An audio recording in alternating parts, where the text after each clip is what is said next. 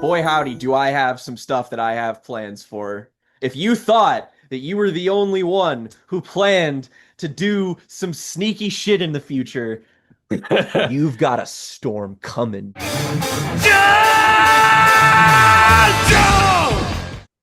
Oh,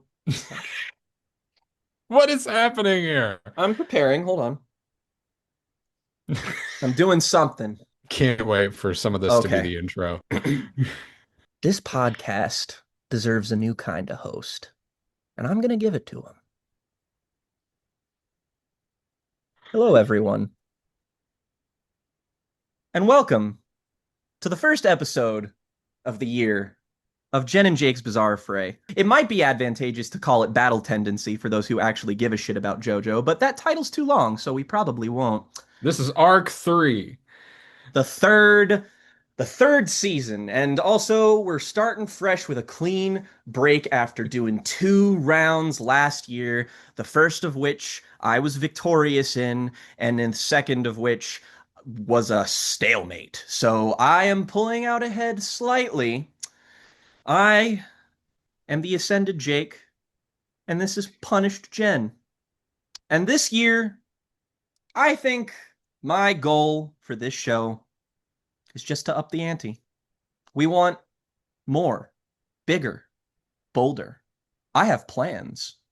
So, this is a show where Jen and I competitively recommend each other things. One of us will recommend something bad, the other will recommend something good. And hopefully, the other person will give a rating that corresponds to a desired outcome. So basically, we alternate every week. I'll give Jen something good, Jen will give me something bad, vice versa. And then we will score it, and the other person gets that amount of points. And then we proceed until one of us reaches 25 points. So, this is the first time this show is simply just itself. Music reviews are now being moved over to the Jams and Tea show, and now this is what it is. So, More time for shenanigans. oh, and there will be shenanigans, if this wasn't a clue already. We already, So, I mean, I feel like we waited until a good point of the last episode to escalate the potential for mischief from the picks themselves to oh, for how sure. they are going to be presented.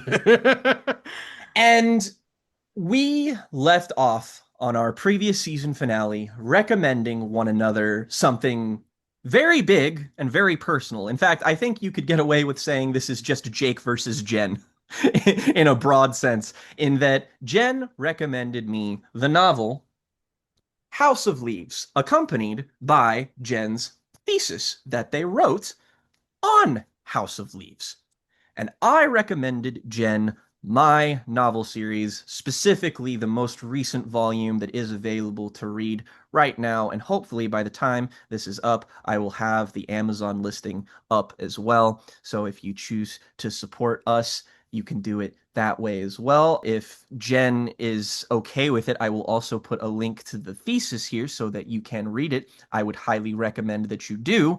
And I would also highly recommend that you read this book here. But considering it is one of the most notorious literary challenges when it comes to books, you may need some convincing. So hopefully we can do just that with our discussion around it. So, Jen, where do you want to start? Because either way, we're in for the long haul tonight.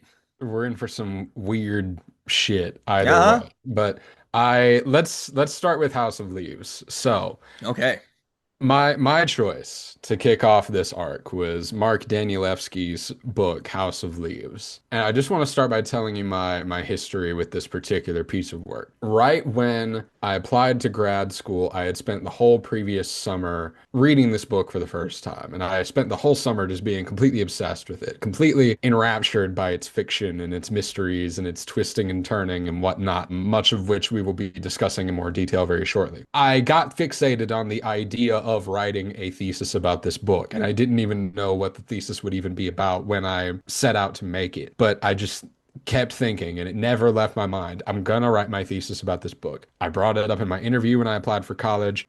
I never wavered from this. And so when it came time to really begin the writing process on that, I became fixated on the idea of basically how this book challenges the form of the book itself by taking on different modes of expression and using different forms of abstraction to create a distance between us as the reader and the information that a book as an object is even capable of conveying. And likened this feeling to the dissonance that the protagonist Johnny feels at the central text which he is investigating.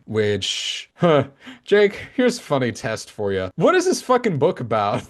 Oh boy. How would you explain what I House of Leaves is about? This section is basically a race for each of us to talk in order to find a way to ask the other person this very, very difficult question. So, just as a cursory go over here, Jen actually, very funnily enough, sent me a video a couple of days ago that was how I first heard about House of Leaves, and that being Danny from Game Grumps once on a segment of that show talked about reading a book called House of Leaves. And I remember what he said about that book even before you sent me that video because it was what got me interested in it in the first place. Because he said, if you're in a weird place in your life or if you don't feel super good about yourself, don't read this because it might mess with you.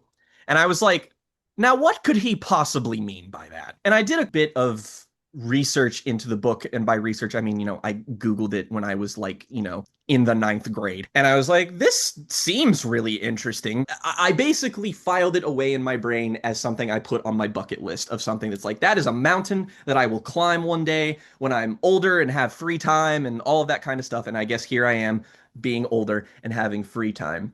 And what I would say is that House of Leaves is a collage of unreliable narrators trying to all talk about the same event within this book's universe that may or may not be fictional within that context.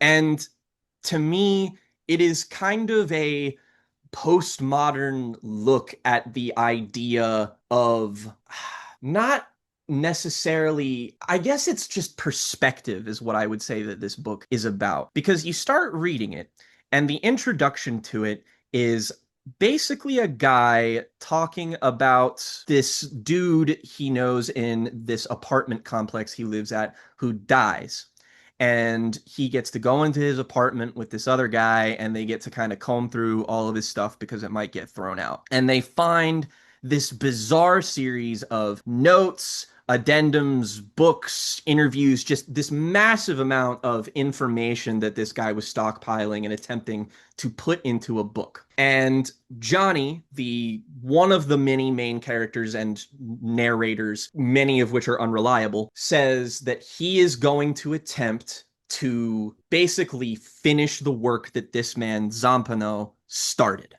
And so he's going to try and put everything together and many times is like, I'm going to do this even though putting it together the way he wanted doesn't make sense. This guy wasn't like, there was something weird about him and something off that made some of these notes run together or that made some of these passages a little strange and elliptical and just all of this stuff. And basically, it is him parsing through that. And there is also kind of an unseen sort of unreliable narrator in the form of the editors who also amalgamate all of this information together in this version of the book that includes different like footnotes and stuff that wasn't in like the first edition of this novel. And so basically that is like the zoom out academic, like this is what this is doing. What House of Leaves is, the way to get people to read House of Leaves is that basically you just tell them it's a horror novel. My renewed interest in it came from, funnily enough, another YouTube personality in the form of, well, who else but Super Eye Patch Wolf talking about reading House of Leaves in one of their many Halloween videos where they talk about spooky shit. And I had never heard House of Leaves described as a horror novel. I just thought it was this weird, elliptically written thing that people had trouble reading. And once I found out it was horror, I was like, Oh, so I was way more interested in it knowing that angle. And the horror of House of Leaves is mainly in the fact that the perspectives that I talked about are Hmm. all about the Navidson house, or the house on Ash Tree Lane. And the Navidson house is basically this family led by the patriarch and matriarch, David and Karen Navidson, Will. move in. Will, my bad. Will and Karen Navidson move into this house with their kids, and it seems perfectly fine. It is a normal house in a normal place in America. Nothing notable about it. Will is somebody who he's been very involved in his work. He's a photojournalist and he's a very like acclaimed and well-known photojournalist. I'm going to take this fucking thing off because it's getting difficult for me to focus. Basically, he's a photojournalist who he's like done a lot of stuff overseas. Like he travels a lot for his job. So him moving to this house with his wife and kids is kind of a thing that like they want to stabilize their marriage essentially because he's kind of a distant, kind of academic guy and his wife is really more of a settled housewife who, well, misses him. And everything is normal at first until they just start noticing really simple, weird stuff that ultimately culminates in him trying to measure the house and getting deeply incongruous measurements that don't seem to make mathematical or logical sense. And this begins a rabbit hole of him finding out essentially that their house is some bizarre extra dimensional object where space and time and a bunch of shit is warped, but in really ordinary ways. And ultimately, a door appears in the middle of the house that was not there before after they returned from being somewhere else, and it leads into a hallway. And basically, the way to describe it is if there's a wall here and then a door suddenly appears, and then you open the door, you walk down the hallway, and then you leave the room, go back outside, and then you see, wait a minute, that's still just a wall. How did I walk down a 50-foot hallway if the wall is right? Is this a. And then basically everybody is driving themselves crazy trying to figure out what happened. And what this book does is that it essentially spirals outward of this moment of this bizarre circumstance. It is an amalgamation of academic and sort of sociological perspectives on this event as though it were real. I think that this book reads like a thesis. It reads like a really long, really comprehensive master's thesis trying to analyze how people think about this event, which within the universe of House of Leaves is kind of viewed as being like the Blair Witch Project, as this sort of viral phenomenon that happened in a pre-internet age where people wrote about it, talked about it, and there was basically all this hubbub around it, and it is widely disputed and conflicted about, and there's so many different opinions on it, and it is the kind of thing where the first thought I had upon finishing it was, I don't know how you read this book and don't write a thesis about it. Like the idea of reading this book and then not having a place to put my thoughts on it, I felt insane because reading this book, this made me feel more insane than I have ever felt in my life. What day Reading. you mentioned that one day you opened up to read the book and the section that you read had a date on it that was the date of that day that you were reading it. And I was like that, like, and that doesn't sound like something super significant, but once you start reading this and you start playing this book and Danielewski's game, you start being like, oh, that's because concurrently, basically you are experiencing all of the perspectives on this event simultaneously. Johnny Truant, our main guy, is going through the process of both living his normal life and trying to put all of this together. And he is annotating the book as we go along. So the more we learn about the Navidsons, the more he is commenting on how difficult everything is to put together.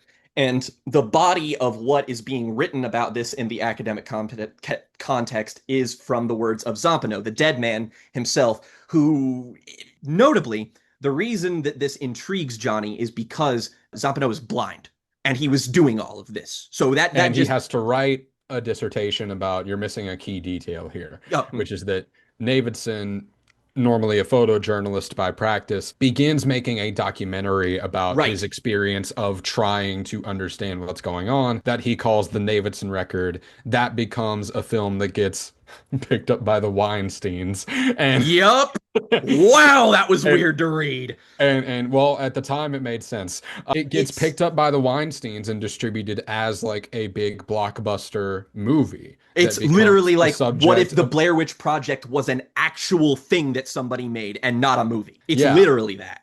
which makes it a subject of academic inquiry from, well, media studies people of all kinds. People take Shakespearean, biblical, Freudian interpretations of this, and you get those in the book, right? Throughout the novel, you're getting all these different fake source pulls Hmm. that Danielewski basically uses to satirize the idea of interpreting work to begin with, especially Hmm. interpreting horror genre work, where all of these intellectual exercises that all these people so far removed from the original source are doing don't ultimately protect anybody who is too close to the actual source of the horror. There's even a segment where there is a proposed psychological theory that exposure to even the idea that this house exists can have observable adverse psychological impacts. Which is why when I'm reading it and noticing little things like, oh, I'm reading this on January the 8th, and then the I see that, and then that's why that begins to feel a little weird. So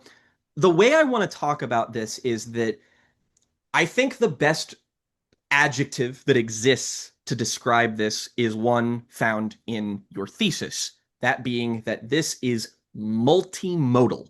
This is multimodal writing, multi-modular writing, which I'm sure that there's a really specific, more academic definition of this, but the way in which something that is multimodal, I want to talk about this, basically go through it modal by modal, in the sense that I want to talk about this. I'm so glad I read your thesis because it basically confirmed a lot of the things I was sort of unsure about, trying to be like, if I want to talk about it as this, is that going to seem weird? Because the first thing I wanted to do was talk about House of Leaves as satire. Because with all of its academic stuff that's within it, with all of it's very heady, it's very, form challenging and stuff, I feel like that might go over some people's heads.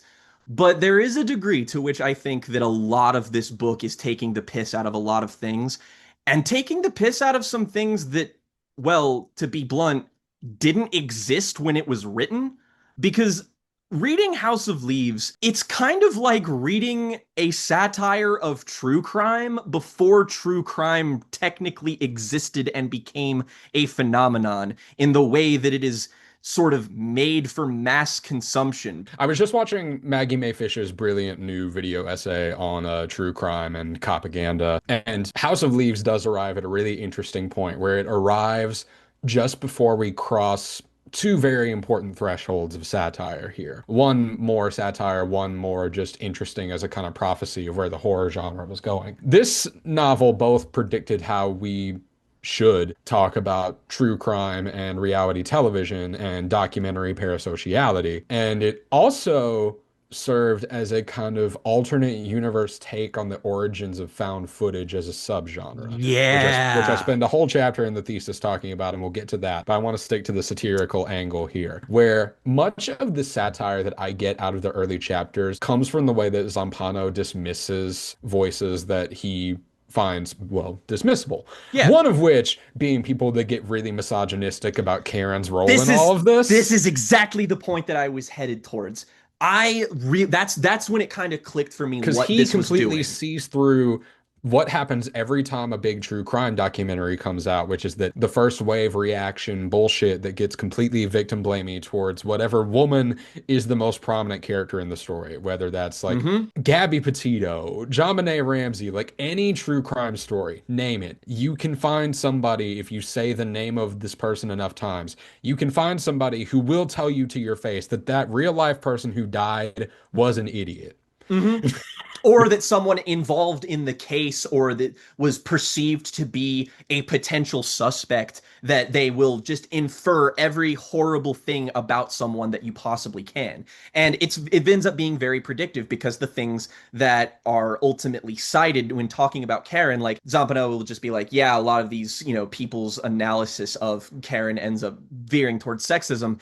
And then later you witness all of these academic writings basically be super sexist towards her, but it is concealed behind the veneer of academic analysis. It's just that if you take what they say and you translate it into normal everyday speak, it's basically, well, she was a cheating whore, so she probably deserved whatever bad thing happened. Like, everyone wants to view the Navidsons and everything that happened within a specific framework, and that framework ends up limiting them substantially, whether it's in terms of sexism, whether it's in terms of their like overall analysis of the story itself.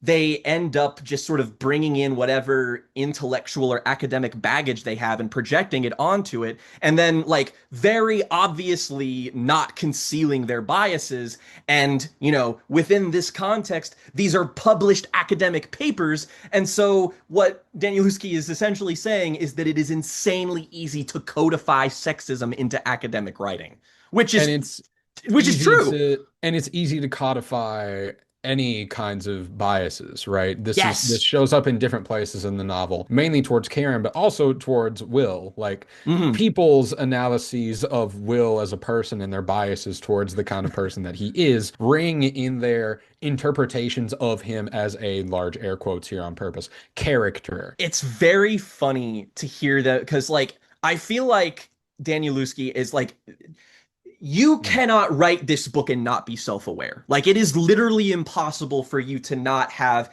a substantially heightened sense of self while experiencing what this is. So I have no doubt that that translates to the author to some extent.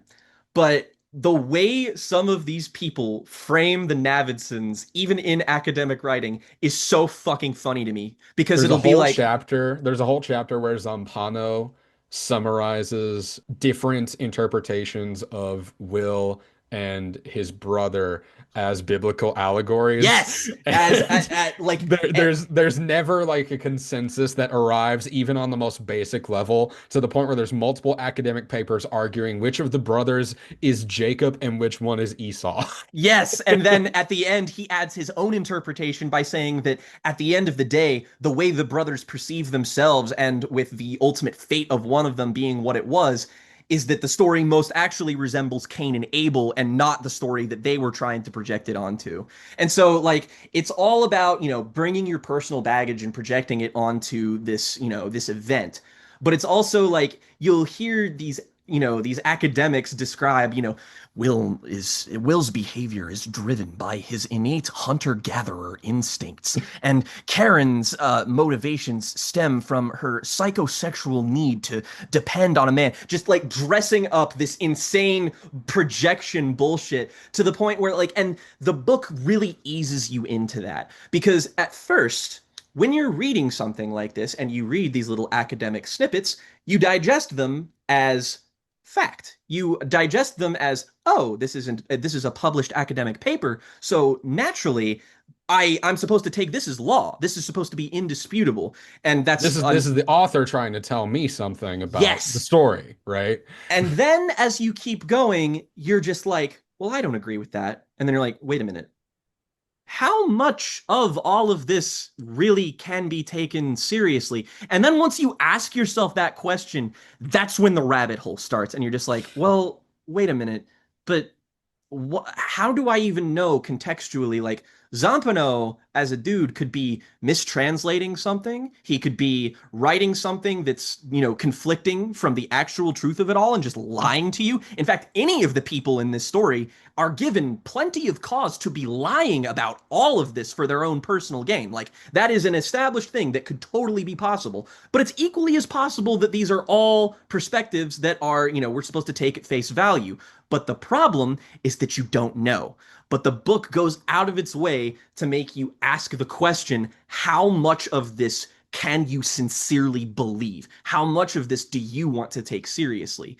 And with the different voices of writing, you have Johnny who writes in this very kind of Stream of consciousness. very explicit, very matter of fact, but like what I love about the characterization of Johnny is that he's so very well drawn as like a guy who everybody knows a guy like Johnny who's like, late 20s to early to mid 30s who, he's lived a decent amount of life, but he also thinks he knows fucking everything. Like he just thinks that he is a walking encyclopedia of human knowledge and will occasionally just sort of go off and speak way too flowery because you know that he's trying to impress you because he's, insecure about his own intellect. And then he will just start talking about whatever the hell.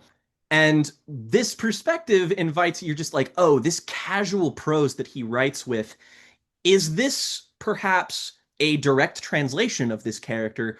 Or is this a voice that this character is writing with to intentionally make me feel like his word is the word I should trust the most? Because every person here could have an agenda. Again, exploiting the Navidson record for financial gain is something that is brought up multiple times, even though, again, you can walk away with like, that's the sort of thing that I think is unique about House of Leaves, is that it is an experience that from the ground up, there is simply no default way to experience this. Like every single person who reads Yeah. this book is going to walk away with a completely different experience. And the thing that I became fixated on when I was researching it for the thesis is just this idea of how changing modes of communication were used as burden of proof. Yeah. And we arrive at, I mean, ultimately, what House of Leaves is about is the inability to decide whether or not what you were seeing is real. Johnny and Will, both of these characters encounter fundamental paradoxes. The house is bigger on the outside than it is on the inside, and a blind man watched this movie and wrote a thesis about it. Both of these people encounter these paradoxes that nevertheless exist, and both of their psyches completely crumble in the face of that. The Yeah. idea that This is something not that a book should for not be, answers. yeah, the idea that something that should not be possible is happening to you. Yes. And when you get down to it, that's why I think this succeeds as a piece of horror so well, is that what do I talk about when I talk about horror on here so often? It's that the idea of dispelling the mystery is more often than not something that makes something less scary. When you don't explain something, when you know just how much to leave out, that's usually when fear is at its most potent. And that's why House of Leaves succeeds, is because it is not interested in giving you answers. It really, really isn't. So don't go into this expecting to find Pennywise the clown at the end of the hallway who's messing with all of this, or even to find resolution at all, because again, everything about this book is open-ended. And this kind of the attitude, I think you even describe it in your thesis as being there's kind of a post-truth attitude that this novel has, in that it kind of distills the point you were making when it talks about photography. And again, this is something you bring up in your thesis, in that the image, just a picture, used to be something that once you see it, it is definitive historical document that that image existed and happened. And this, for a fact, was captured in this moment.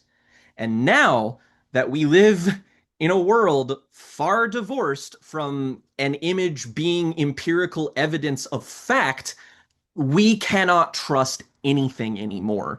That's why this is so ahead of its time, is that, again, when was this book published? 2000. So yeah, Blair Witch Project, 2000. Fuck. he had to be, I mean, he spent years writing this book. So he It was the knew what this 90s. was going to be way before the Blair Witch Project. They just so happened to come around the same time. And there's several reviews of the book from when it was initially published that even liken them to each other in so many ways. And I even go into that Yep. in my thesis You about how basically the Navidson record provokes a completely different alternate history for the found footage subgenre by appearing on the scene before even stuff like the last broadcast. And there's even, and I love that I picked this out so much. much. Like I'm patting myself on the back for this one. There's a section in the book where there's just this gigantic list of horror movies that are cited as potential Yeah. influences for the Davidson record. And there's one that I kept looking for, which is Cannibal Holocaust, which is that whenever you talk to anybody about like the history of found footage, anybody who knows their shit will go back to Cannibal Holocaust. Anybody that knows Hmm. their stuff on a basic level, that's where we cite the origin as it being. But Cannibal Holocaust is not mentioned in the book. That's But funny. that makes me wonder, did Danielewski overlook it? Did Zampano overlook it? Did Zampano not think it was worth mentioning? And that's the thing, is that I don't know. Or because of the way that Johnny is portrayed in this book, I would believe it if he was like, I thought that movie was trash, so I didn't include it. Like, he does say that he wants to faithfully translate Zampano's writing, and that translates into even the errors. But again, that's only worth as much as you take his word for, which as the book progresses, he proves himself to be less and less reliable because an important component of this is that as he is uncovering all of this, Johnny is going insane. Like, it's not even like there's not even the book doesn't even pussyfoot around that. It's like in the first 50 pages, you're just like, oh, this guy's going off the rails. Like he's headed down a dark path.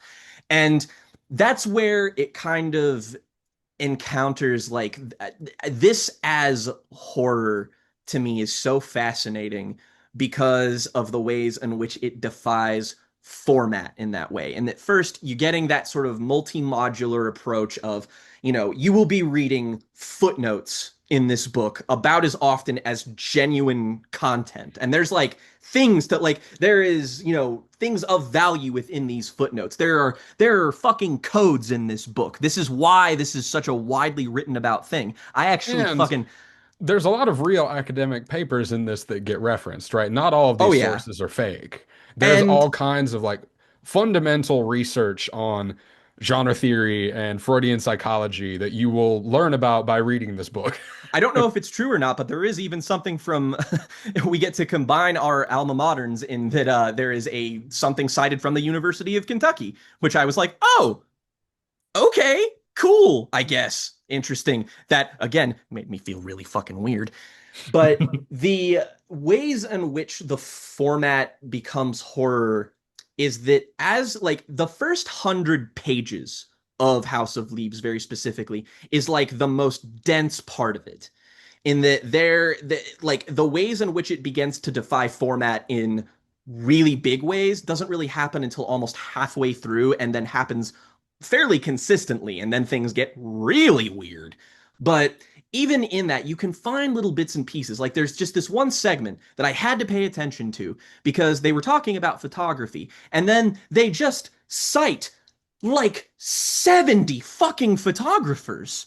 And it goes on for pages and pages. It's completely fucking unnecessary. And I'm like, nuh-uh, this is here for a reason. Hang on. And And then then I'm again, looking, but that's where, yeah, that's another example of where the academic satire comes in, of like just the idea of the academic form of cataloging sources being a kind of insufficient form of meaning making if you zoom out far enough, because it's literally just like, see also the works of, and then 70 different uh-huh. people's names with no real context as to why they were chosen in particular to be included in the thing. So when I got to this section, I was like, okay, I'm gonna get a little big brained here. I want you to keep in mind that as I'm experiencing House of Leaves, I exclusively read this when I was at work in pitch black of night in my truck, just fucking just going through pages and stuff. Nobody's around me. And the place that I work at, there are stretches of land that are completely empty, and there are big, giant warehouses and buildings, and then meadow that will stretch on for miles. So I was in a place where House of Leaves felt like it was designed to fuck with me, just because there's a lot of similar imagery that is evoked. So let me say that much. But I sat there looking at this list of photographers' names, and I was like, it would be real cheeky if you just snuck in a name in here that wasn't a photographer. So I went and picked one of the pages and I was like, I'm going to look up each single one of these and see if they're all photographers. And They were. I checked an entire page worth, and every single one of them was a notable photographer with published work. Uh, I did almost have my own little kind of Zampano Johnny Truant moment where one of the names is actually the name of the CEO of BlackRock, but also is a name of a photographer. And I was like, wait, whoa, whoa, Oh, whoa, so whoa. they're two different people. Yeah, and I was like, hold the fuck on. And then I kind of was like, wait a minute, this doesn't actually mean anything, which is very ironic considering the circumstances. But I took a look at it and I was like, what is with all of this? And then I was like, okay, what are the two most basic forms of like code breaking? You do the first letter of the name and then you try to spell out what they're doing, and I did that with the first names and I was like, okay, this gives me nothing. I did it with the last names. There's a code in it. I had no fucking idea. I did that and I felt like I found I felt like I found the level, like the lost city of gold or something. I was like, "Wait a minute. It didn't mean anything." But I was still just like, "Oh, there's shit in here." And then so I was really on my toes kind of like looking for stuff just because it feels, Danielewski feels like the kind of sort of funny person that would just hide jokes in citations. He seems like that kind of little prankster, just because this is written with a perspective that's like sincere and genuine as far as I can tell, but also like you have to be a certain level of trickster to write a novel like this. You have to want to fuck with people on some level. And so as you're reading and you're discovering that two of the main sources of this story that is, being relayed to you are deeply unreliable because their sanity is very much in question, and you're seeing Johnny like you will be reading paragraphs written by this man, and the first half you'll be following, and then there will be the most insane conglomerate of word salad where you're just kind of like, what the fuck are you talking about? And then the next paragraph continues as if it never happened, and you're like, oh, this guy's definitely kind of he's out there. And there is one aspect of this book that I find very funny because on the back here, the first quote is from the New York Times Book Review. Funny, moving, sexy, beautifully told, an elaborate engagement with the shape and meaning of narrative. Correct assessment in a broad stroke. Sexy. I want to hone in on that for a sec. Firstly, what? Where? Secondly, secondly, there, and don't get me wrong, there is a lot of sexual content in this book. None of it is sexy because Johnny is he's a whore. He's a man whore. Yeah, there's no other way to put Yeah. it. This dude thinks about two things, and they are a stripper and just the concept of pussy in general. He is just fucking incessant with it. And this has been an obstacle for many people who read House of Leaves, coming to the sort of conclusion of just like eventually they just kind of find Johnny to be insufferable. And here's the thing, he is kind of a guy who's a bit Yeah. intolerable to exist within the headspace of. I was able to go with it and just kind of be like, this is just a character within this, and there is clearly some Freudian psychosexual shit going on with him, and it is adding to the weird uncomfortable tone that this book is already putting me in. And so, like, it is a bit antagonistic in that regard, but the other ways in which this book are antagonistic dwarf this so drastically that it didn't even become like a problem to me. I want to briefly talk about my favorite section of the book. In the first 100 pages, there is basically this academic breakdown of the concept of the echo. And man, I don't know what it was about this section, but I was fucking fascinated by this shit. Mhm. Like, even if you are somebody who reacts to academic writing with like, ugh, whatever, like Johnny even like advises in the introductory segment to be like, if something doesn't make sense or it's just really long or whatever, just fucking skip it and move on. And at first I was like, oh yeah, we're informing a bit of the character with this, but like there is kind of a truth to if you are reading this book and there is something that is just so impenetrable within it that you're just like, ugh, you look, I'm not advising that you I'm not be advising sloppy reading. don't be However, lazy. Don't be lazy. However, if you want to sort of more fully understand this and you find that to be a roadblock, maybe bookmark it and come back to it and keep going with it.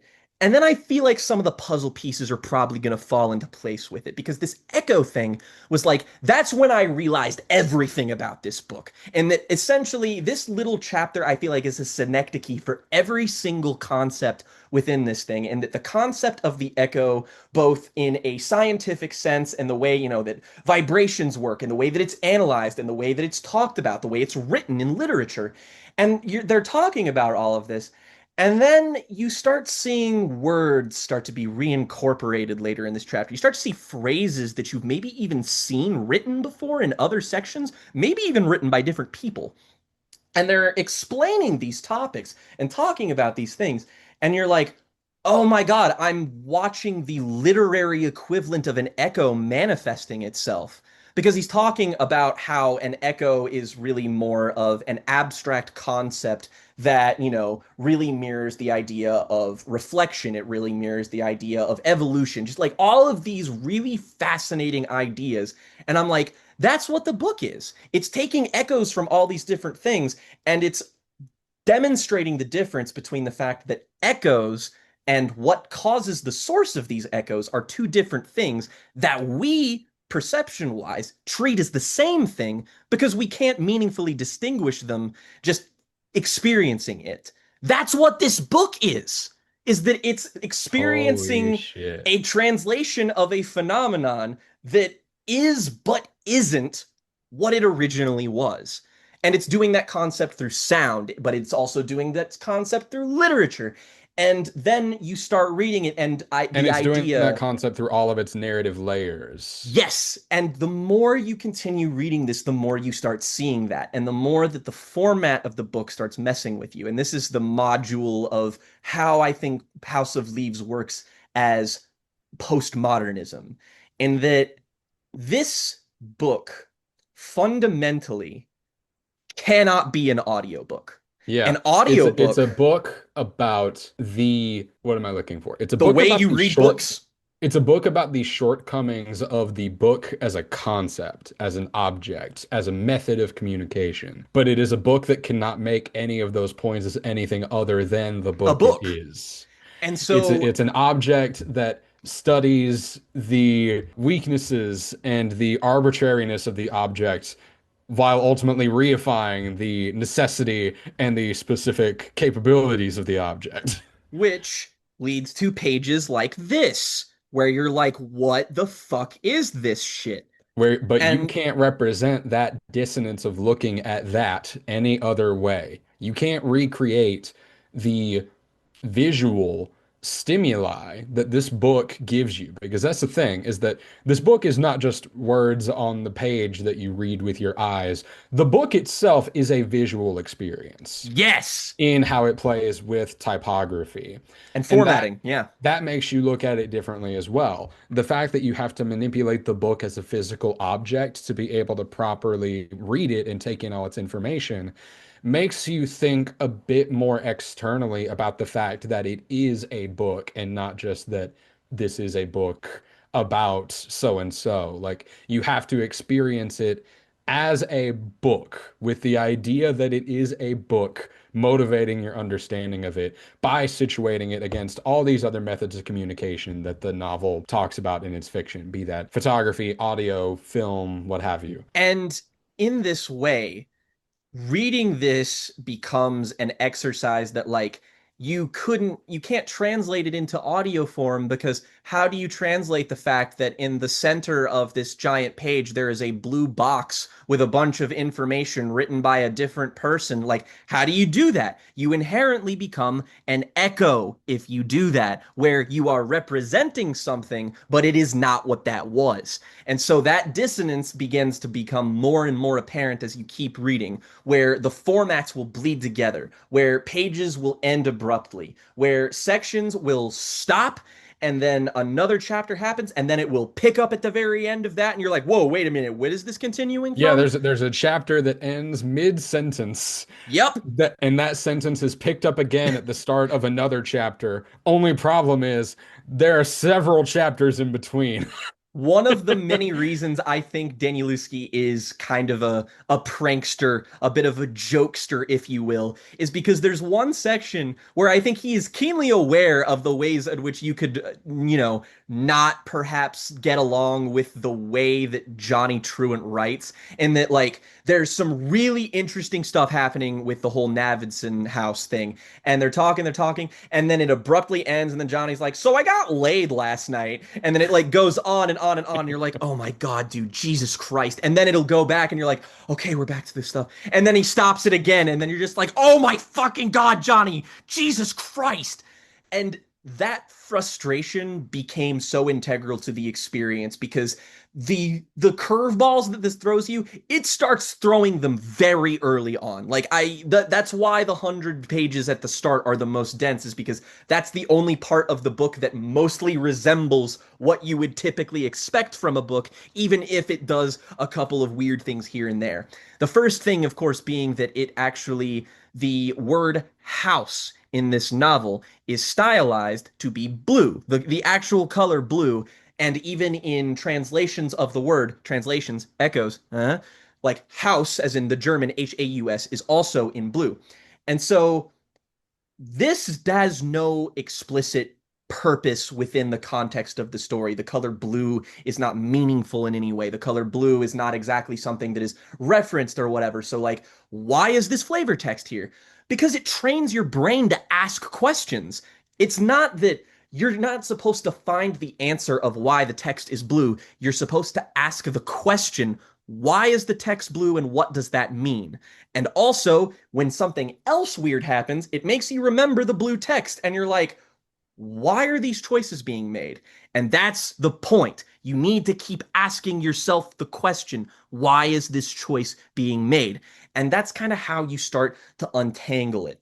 And to get to the real nitty-gritty of what House of Leaves is, I think the most substantial part of it is the sort of the Navidson record. That's the best sort of case for it as horror, which is, them discovering the incongruities of the house and then basically uncovering an entire environment, a miles long chasm, and just like basically a just the biggest like cave thing that like doesn't appear to be either man-made or natural, in the sense that like it's not seemingly constructed, but it also couldn't conceivably be a naturally forming structure because it is so like even, it has so much symmetry within it. But it also doesn't make sense in that it continues to evolve. The more they explore the house, the more it changes, the more they have trouble finding back to where they have to get from. And basically, that's when other characters come in. We have the sort of the Navidson's brother comes in, and he is a character to sort of contrast with Will as this guy who's a lot more laid back, a lot more of a softer presence, who is a guy who's a lot less accomplished. He's kind of a just sort of the pot smoking cool uncle that like gets along with the kids, but like something happened to them in their youth where they may have had some sort of rupture that caused them to not speak for years, and then they sort of reunite over this. And there's also some boiling marital tensions that are happening between Karen and Will that like half of them are kind of suggested or implied by some of the academic writers, but like there is also definitely a distance between the two and how they Yeah, deal with the phenomenon. there's plainly described tension there. Davidson has narration in the film that suggests this. They do confessionals together. Again, the reality TV Documentary version. talking head setup. Yeah, they do documentary talking head stuff, but really it reads more like reality TV confessionals, Hmm. especially because the most striking one to me is when it's described that they both admit at the same time that like, yeah, the first time he came back from the house, we had sex and it was great. Yep. Yep. It's really interesting. I love that moment because it's supposed to be this moment of like, oh, these two people who don't realize they're saying the truth at the same time is supposed to be confirmation of evidence that it happened. And then you have to pull back and be like, oh, but I'm reading this from the perspective of an unreliable narrator, so this could just be manufactured in order to make me think a certain way about Will and Karen. It probably isn't, but that's the kind of questions you keep asking, and that's the kind of questions that I will ask if I ever explore something like the Navidson record or reality TV or true crime, that kind of stuff. It's like how much of this is in fact projection, how much of this is in fact manipulated. And so you do kind of have to parse through, but there is still distinct characters being drawn here. Like for all of this postmodern, for all of this high-minded stuff, the setup of House of Leaves is the Ethan Hawke movie Sinister. It's a writer who moves his family into a house where some mysterious things keep happening, and he gets a little too involved with the mysterious happenings for the sake of his work, and then kind of becomes obsessed with it at the cost of the safety of both himself and his family. Of course, this is not littered with lazy jump scares and really bad lighting, but it does have a lot of Super 8s in it, so there is some connective tissue between this and a lot of modern horror that I found practically kind of inescapable. This basically predicts that entire subgenre that existed in the 2010s of the sinister adjacent kind of haunted house movies that were just really popular and rampant for a really long time, with that and The Yeah. Conjuring and all of that kind of stuff. Because at the end of the day, the house on Ash Tree Lane is a haunted house story, basically. Is that they discover these anomalies, they get people, they eventually hire these guys who are like mountaineering experts to eventually chart through it and like deliver some sort of measurements or record evidence of stuff. And you see They just want these. to kind of try to do whatever they can to develop an understanding of it, whether that's Yes. starting it, they attempt to take soil samples, and again, just one of the this is the most like Reddit lore brained I'm going to sound about any of this, but one of my favorite moments in the book is just the complete feeling of dissatisfaction that happens when Davidson sends off the soil sample and it gets sent back, and the guy is just like, yeah, this is somehow older than anything in the known universe. And it's like There's no catharsis to be gained from that. there is no conclusion to draw. Like these things are completely unexplainable, and you see like the dichotomy between the sort of two lead characters of the Navidson record being kind of Karen and Will. Karen responds to this situation by trying to introduce some method of stability. Like she really gets into feng shui and she tries to like try and take care of the parts of the house that she knows she can manage. She focuses on the kids, but there's a little bit of a rift growing between her and Navidson because the way he wants to deal with it is by understanding it. Naturally, he is a very inquisitive, scientific, academic guy who that is how he works through his problems, is that he wants to understand them, to get evidence of them.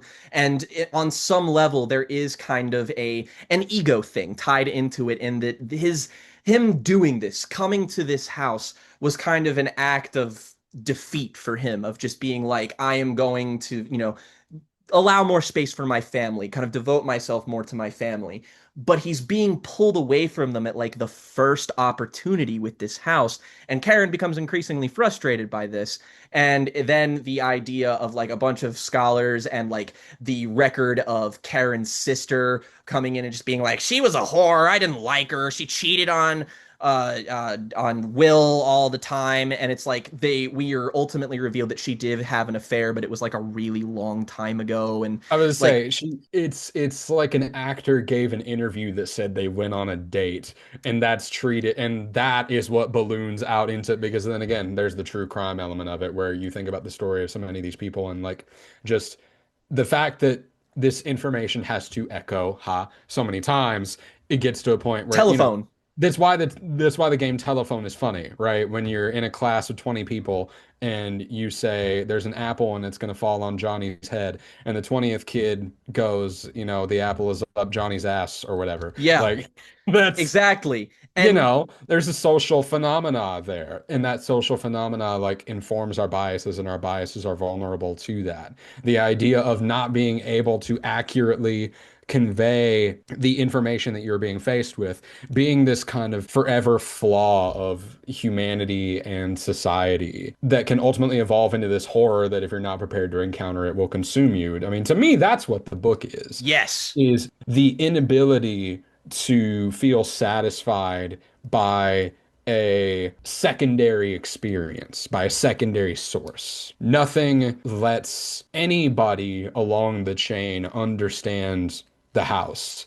Not Navidson photographing it, not any of these people writing about it, not Johnny writing about it, not these editors editing it, not us reading it. We are nowhere closer to any kind of large air quotes again, fundamental understanding of what is going on with the house itself. And so the house is not something to be understood, but rather it is a mirror by which we understand something about us, which is again where all the Freudian stuff comes in the book, but also in my understanding of it because I've been reading a lot of like psychoanalysis stuff before beginning work on this. And so I'm thinking about like, Descartes and all this like fundamental philosophy stuff and like fundamental encounters with God and the nature of reality and the nature of subjective experience all gets reflected and contained in this what if there was a haunted house story. And with the way the book kind of trains you to think about these stories, you can ultimately kind of come to the conclusion of like, this is never stated outright by anyone or anything, but like with the portrait of the characters given to us, and if you kind of do away with a lot of the, academic attempts to portray Will and Karen as one way or the other, it's like the affair that Karen had was probably because they were just growing very distant from each other, and that happened. It wasn't because Karen was some malicious man-eater who had this voracious appetite for sex. It was that she was lonely and needed companionship, and then that happened like it does in many marriages, and then it is fundamentally unremarkable. But fundamentally unremarkable things do not get passed around in games of societal telephone because they do not have the social currency that misogyny does. That has way, way more. That, like, the way that Karen is referred to by the public is like she in this story is like the Carol Baskin of this universe, and that everyone is just like everybody just fucking hates her. And it's like she doesn't even have anything to do with the occurrences happening. She just kind of exists in proximity to it, and then at one point flirts with one guy, and then there is just so much information that they attempt to extract from this one interaction. Like, again, it does kind of feel like Mark is sort of taking the piss out of academics' need to just overanalyze everything to be a societal synecdoche. It's just like he is saying that there is definitely the place for this, but he is also saying there is space to say that this is not that deep because y'all need to relax Or not because even that it's not that deep, but that like this is the wrong way of looking at it. yes, Like there's just no way to do that. you're not gonna get what you need by looking at it this way. I think that's No. also the ultimate lesson of the book is that you're not gonna get what you need by following the instincts that society has been teaching us for a while. And I think that even gets into the post-truth angle of it, is that Hmm. now, and I talk about this in the thesis as well, and this is connected to some of my college education stuff that I was doing while working on this as well. Now that we can't trust the image inherently like we used to be able to. We have to be a bit more discerning.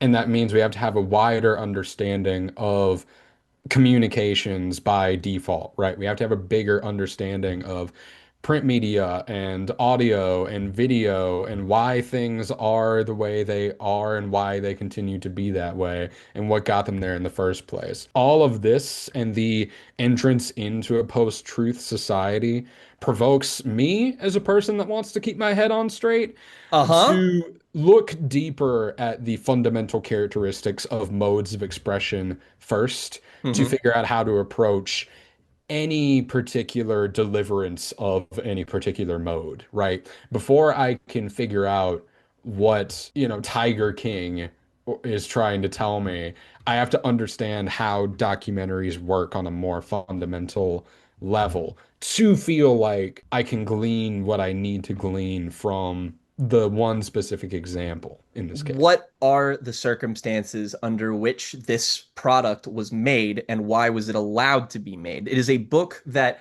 by very definition, by its just format, by how you experience it, it promotes an idea of attempting universal understanding. It doesn't explicitly say these things, but in how you experience it, it is basically promoting the idea of just general literacy. And I think that too, it ends up being that if I have to identify a singular theme of House of Leaves, is that if you kind of reverse engineer what it's saying in this way, it's that a person, you, me, that is the closest we will get to what truth is. Experiencing firsthand, having that close connection, that is as close as we will get. It's not all the way there, it's not reliable, it's fallible just like everything else is, but fundamentally, it is still as close as we are able to reckon with. And I mean, like, in tandem with everything it's talking about and how you trust the image, this is one of the most prescient works of art I've ever experienced. And when it's talking about all this, while the entire world is going fucking crazy outside, and while I'm sitting there reading and experiencing this, and it's jumping around, it's playing with format, and I literally do, I can't stress this enough. I felt like a character in this book reading this book.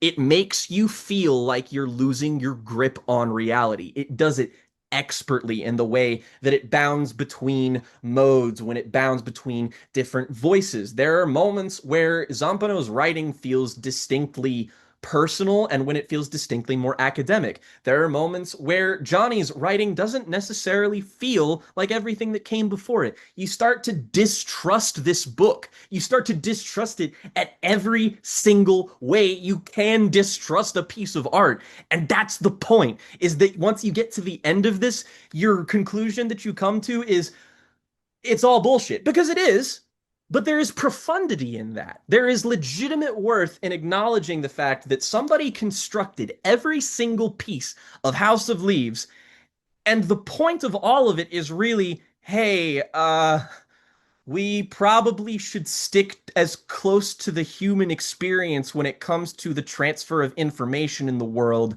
because it's the best thing we have, and we're not going to get anything better when we live in a post-truth world. Which, I mean, is both frightening and reassuring in equal volumes, honestly. I feel the same way. As somebody, I while we were on our break, one of the things that we did was one day I watched, again, shout out to Eye Patch Wolf, their video, Social Anxiety Horror. Yeah, great And video. the Great way video. that you've just described that being a theme of the book, I'm like, oh yeah, but that's also triggering my social anxiety horror of like, oh no, I actually have to talk to people. And hell, there's another Eye Patch Wolf video I thought about. It was his video on liminal space. Is Yeah, that this is, that's where their initial discussion of this book comes and in. I've always been fascinated by just like the architecture of liminal spaces and the way it's described in something like this and the way it's sort of like transcoded. There's a lot of things in here that I just found utterly fascinating. And I'm very glad that I didn't try to read this book at an earlier point in my life because there is so much stuff that like again that I've encountered in my 20s. Like, to be blunt, it kind of felt like the entirety of this decade of my life kind of led up to reading this in a way, because it's sort of it's just condensing everything into a little thematic diamond of everything I find interesting and valuable about horror and about format, just the idea of format. We talk about the medium as the message so often on the show, and there is no better embodiment of that principle than House of Leaves in terms of the medium as the message, because there is nothing that takes advantage of the medium of a novel as much as House of Leaves that I have experienced. Like, I've read books that play with structure, I've read books that play with, tone and like, do some strange avant-garde shit, but nothing to this degree, nothing that pushes the boundaries in this specific way.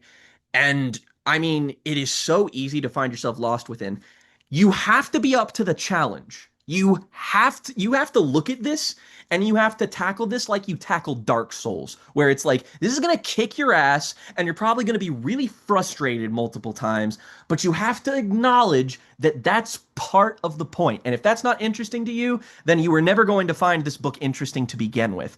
But if it does, if it perks at that little part of your brain where you're like, I don't know, this could be, this is, I mean, like truly and honestly, the fact that this book is only a little bit younger than I am is fucking mind blowing because it really is one of those things that could have been written yesterday. And considering how much things have changed since the fucking turn of the millennium, I mean, this book is borderline prophetic.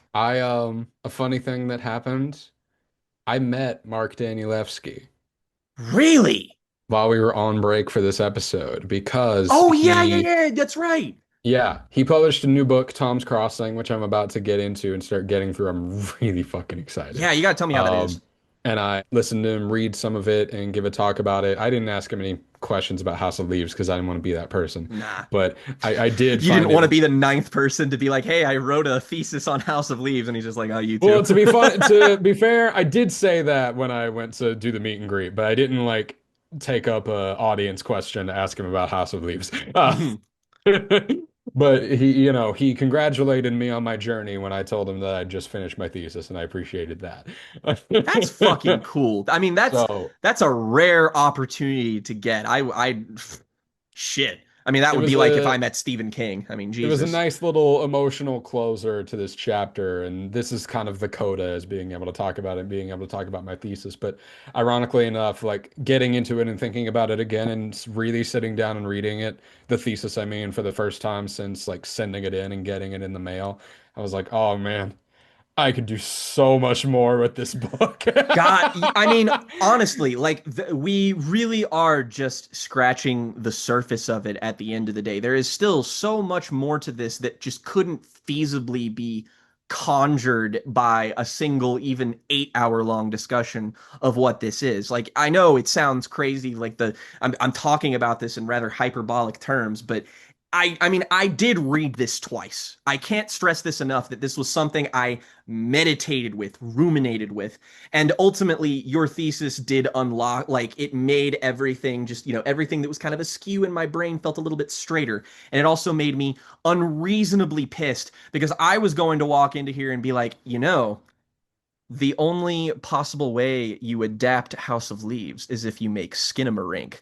And then I read your thesis and I'm like, fuck, you beat me to it. God damn it. Well, yeah, I did have a whole section in there about stuff that would be like stuff that would go on to be inspired by House of Leaves, stuff like yeah.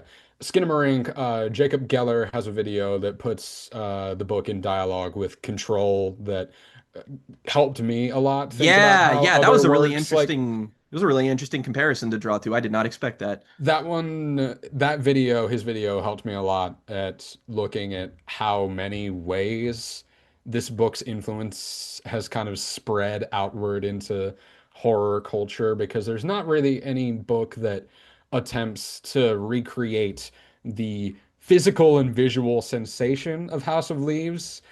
Even ones that may claim to try do it so poorly that it's not even comparable at all. Um, It but this kind of idea is like I don't know how many people have attempted to write a novel before, as someone with a little experience in the area. This shit is so easy to fuck up.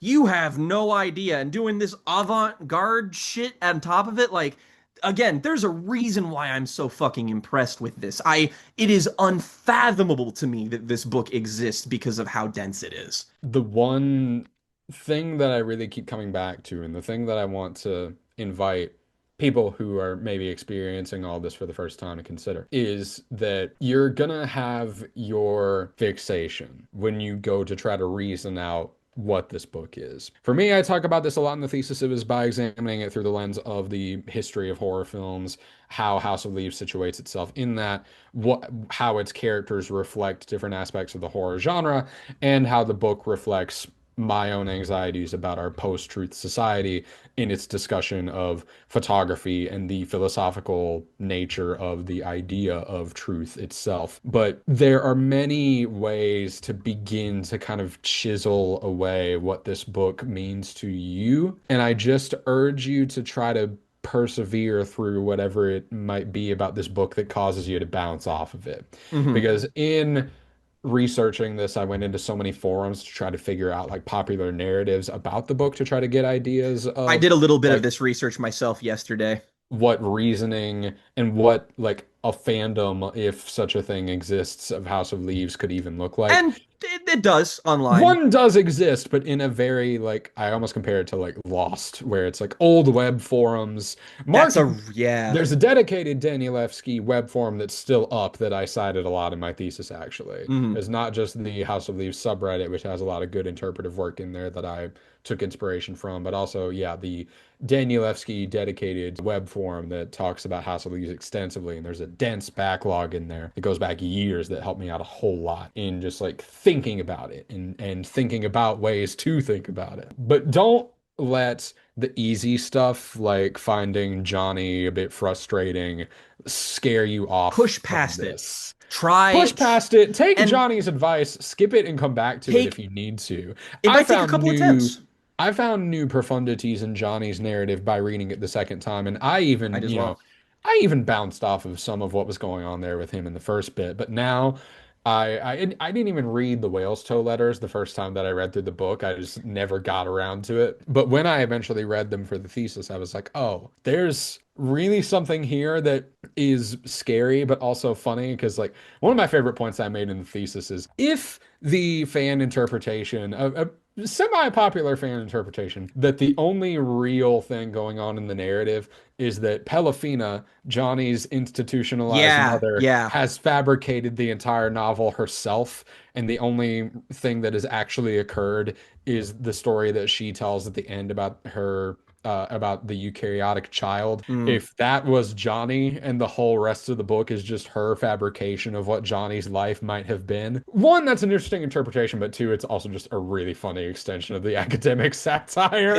I mean, yeah, I mean, like the notion that anyone would do this as like as something that As would psych be ward ramblings. yeah, it's like that is one of the most absurd things ever, and also I would completely buy that a giant sect of people who experience this would do that just because of the idea of like theory crafting and story, like that culture exists Yeah, online. like the lore-brained people probably do enjoy latching onto the idea that Pelafina is the sole narrator because it makes everything else easier to dismiss and it makes the other ambiguities easier to write off if you conceptualize it that way. As like, oh, well, none of it even happened anyway, so what does it matter? And I'm like, motherfucker, you're reading fiction. None of it happened It anyway. You're it's already you're it's nowhere closer to the answer than you were when you started.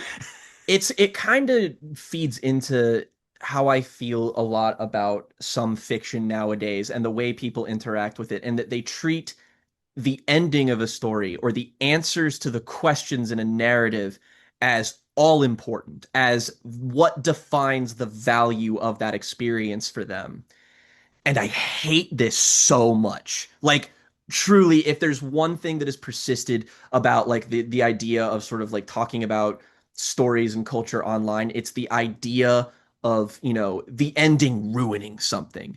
Because I'm just at this point in my life where I value the process of storytelling so much that I don't really fucking care if something's ending is bad or if I don't like it. Like the idea that that is the thing that like I throw this to Only in very rare extreme cases does that apply for me. I've that seen it. It happens. I will it tell you, does. but not in the way that some of these fandom brained people like to act like it does. Well, I mean, the thing I go to all the time is something like Berserk. Kentaro Miura died. Berserk will technically never be finished in the format that it was originally intended to be. So are you going to sit there and look at me in the eye and tell me, oh, well, Berserk is worthless. I'm like, brother, we have the Golden Age. What are you fucking talking about? That's some of the most meaningful interactions with fiction I've ever had. And just because the guy who wrote it passed, you think that because we don't get the definitive endpoint, it's like that's not what the story is, man. It's not what the characters. It's not about the journey. It's not about the process. It's not about any of this shit. And just reducing it down to that just feels so reductive and stupid and like I'm lore brained, but the It's reason that I'm extremely, this particular thing is extremely transactional, right? Of yes, like, the thing that I invested so much of my time into I did not hate give it. me the feeling that I wanted when I completed my, like, sure, Stranger Things 5 may be bad, but I don't want to listen to people like tell me why it might be because it all has that stank behind it of like, Yeah, oh, you after want to so many experience it for years they dropped the yourself. yeah, after so many years, they've dropped the ball on the ending. I can't believe I wasted so much time. And it's like, but you didn't if you still enjoyed the early parts that you thought were good. No, exactly. And it's like there is meaningful stuff to pull out of that. And even if you do get in one of those rare cases where the ending does actually ruin everything, are those good memories now gone? Like It's I always like here's the thing. Here's the experience that these people want. They want the experience of being in a fandom to have this kind of stock market ring to it, where they yeah, can be early investors and say that they were there before the thing that changed the game was big, you know? They all envy being the person who was there on the opening weekend of Star Wars or Jaws or whatever before it was cool, and that thing's still being cool forever. But that's all just clout. Like you don't care about the social art if that's how you currency. think about it. Like this happens in stan culture everywhere. Like at some point you don't care about the art. You cared that you tied yourself to this boat and you think it's about to sink. And in that respect, I think that this book is such a quintessential example of what I and we value on this channel, like so much, is just the idea of breaking things down, the idea of wanting to understand something. And even if you don't get to a conclusion, the process is valuable. There is value in the journey. I mean, like that, the journey, not destination saying aphorism exists for a reason, guys. Like, this is something that, like, again, it is something that because this book cannot be like translated into an audio book without inherently being a deeply transformative adaptation, it means that the actual content of this book is kind of meaningless. It's how you interpret it, it's how you experience it. It's about you reading the words on the page. It's not about it's we basically we live in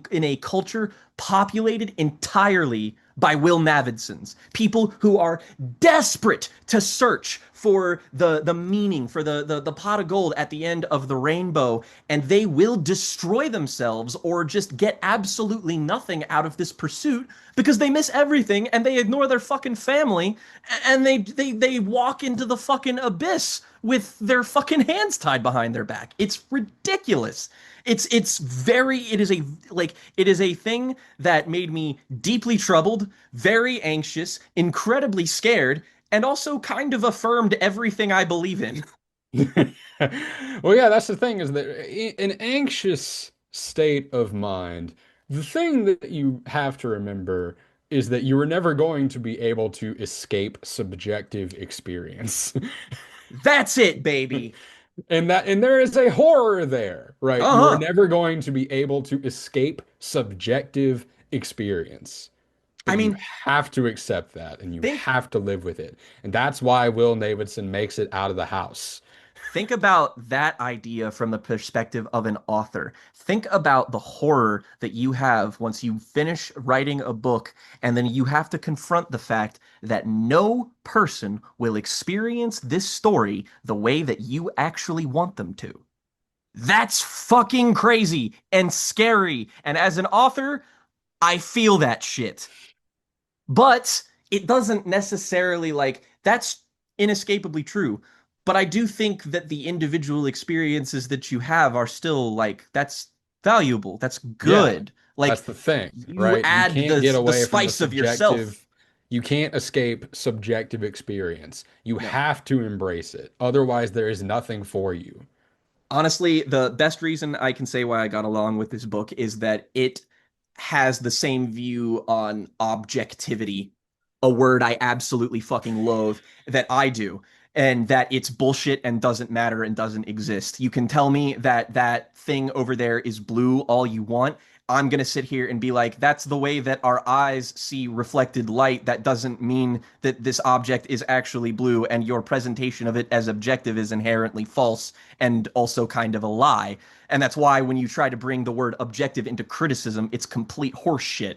Because, yeah, you can get all 7 billion people on this planet to take a look at my cabinet and call it a cabinet. Maybe we all have some weird neurological disease where we perceive to be cabinets as something different than they actually are, and we're all under a shared delusion. Objectivity is bullshit.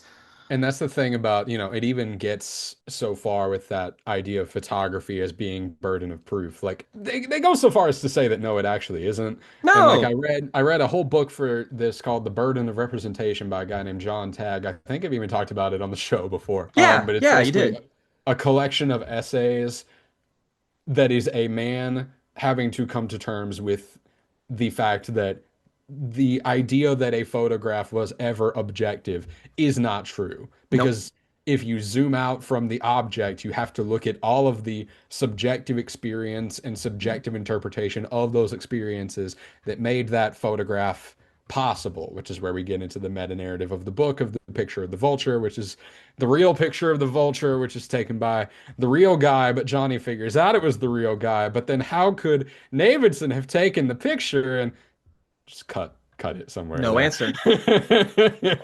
It's it is so apparent to me why this book became a fixation for you. Like it is so abundantly clear to me because if I had read this at a similar place, like this captivated me. And ironically, I didn't get my master's, but basically the final assignment for my degree when I was in school is that we had to write a thesis that just wasn't going to be an actual official thesis, but we pretended like it was, and since objectivity isn't real, it may as well have been. And so I did mine on the Suspiria remake because that captivated me at a particular moment for a plethora of reasons and about how that movie was also about post-Cold War tensions in Europe and about like all of this stuff. And then I think about if I had read this at that moment, that thesis would have been about this book and not that movie. It just would have been. I wouldn't have been able to get away from it. But at the same time, I would not be able to have the level of understanding of this that I have now. So it was perfect time. Like this is like it is a shame that in these sort of initial pilot episodes for our seasons, we're not giving each other points because I'm going to be honest, this is the best thing you've ever recommended me, and it's one of the best books I've ever read.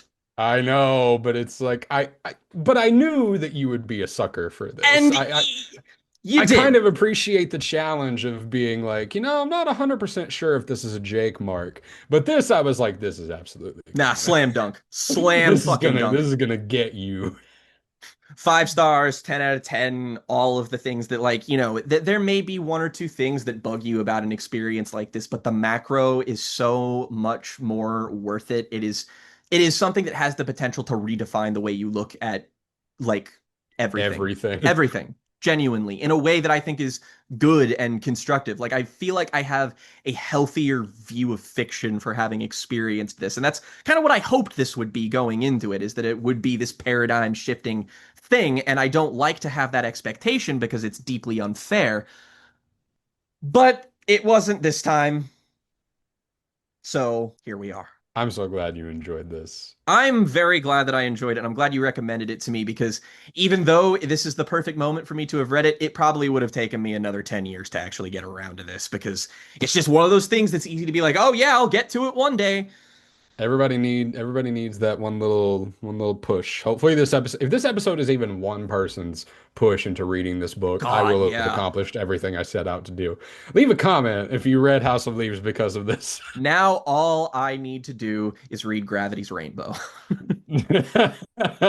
So that way when I watch Knives Gravity's Out, rainbow. exactly. When I watch Knives Out and Daniel Craig goes, "Oh, nobody has," I can go, "False, sir.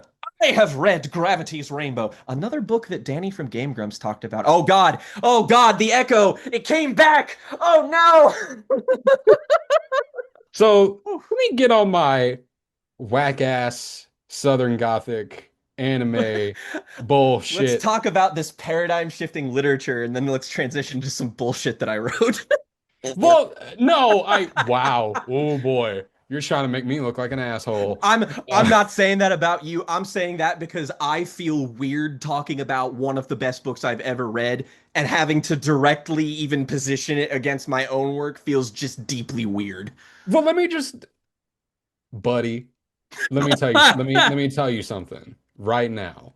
Several years ago, when I was living in a much smaller apartment and when I had much fewer books on my shelf, I have had to get rid of many books to make moves happen.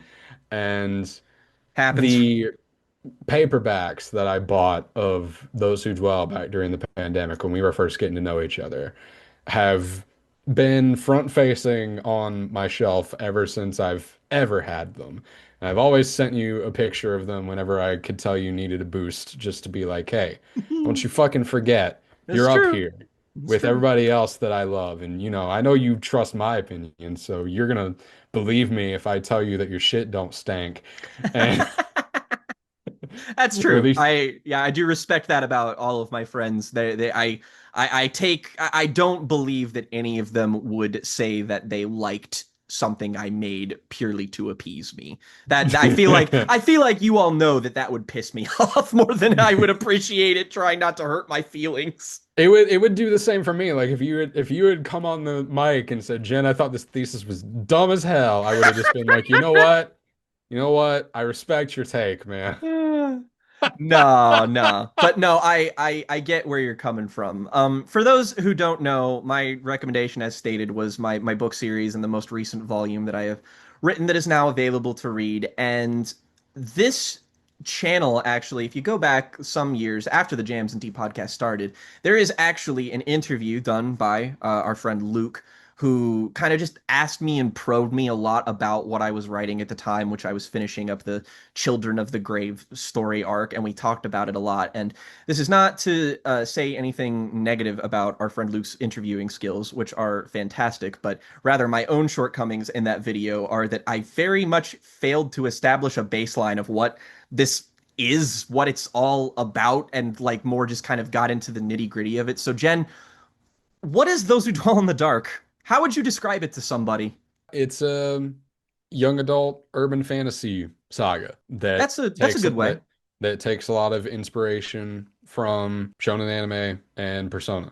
I call shorthands to get people I know to know what this is I call it a horror shonen.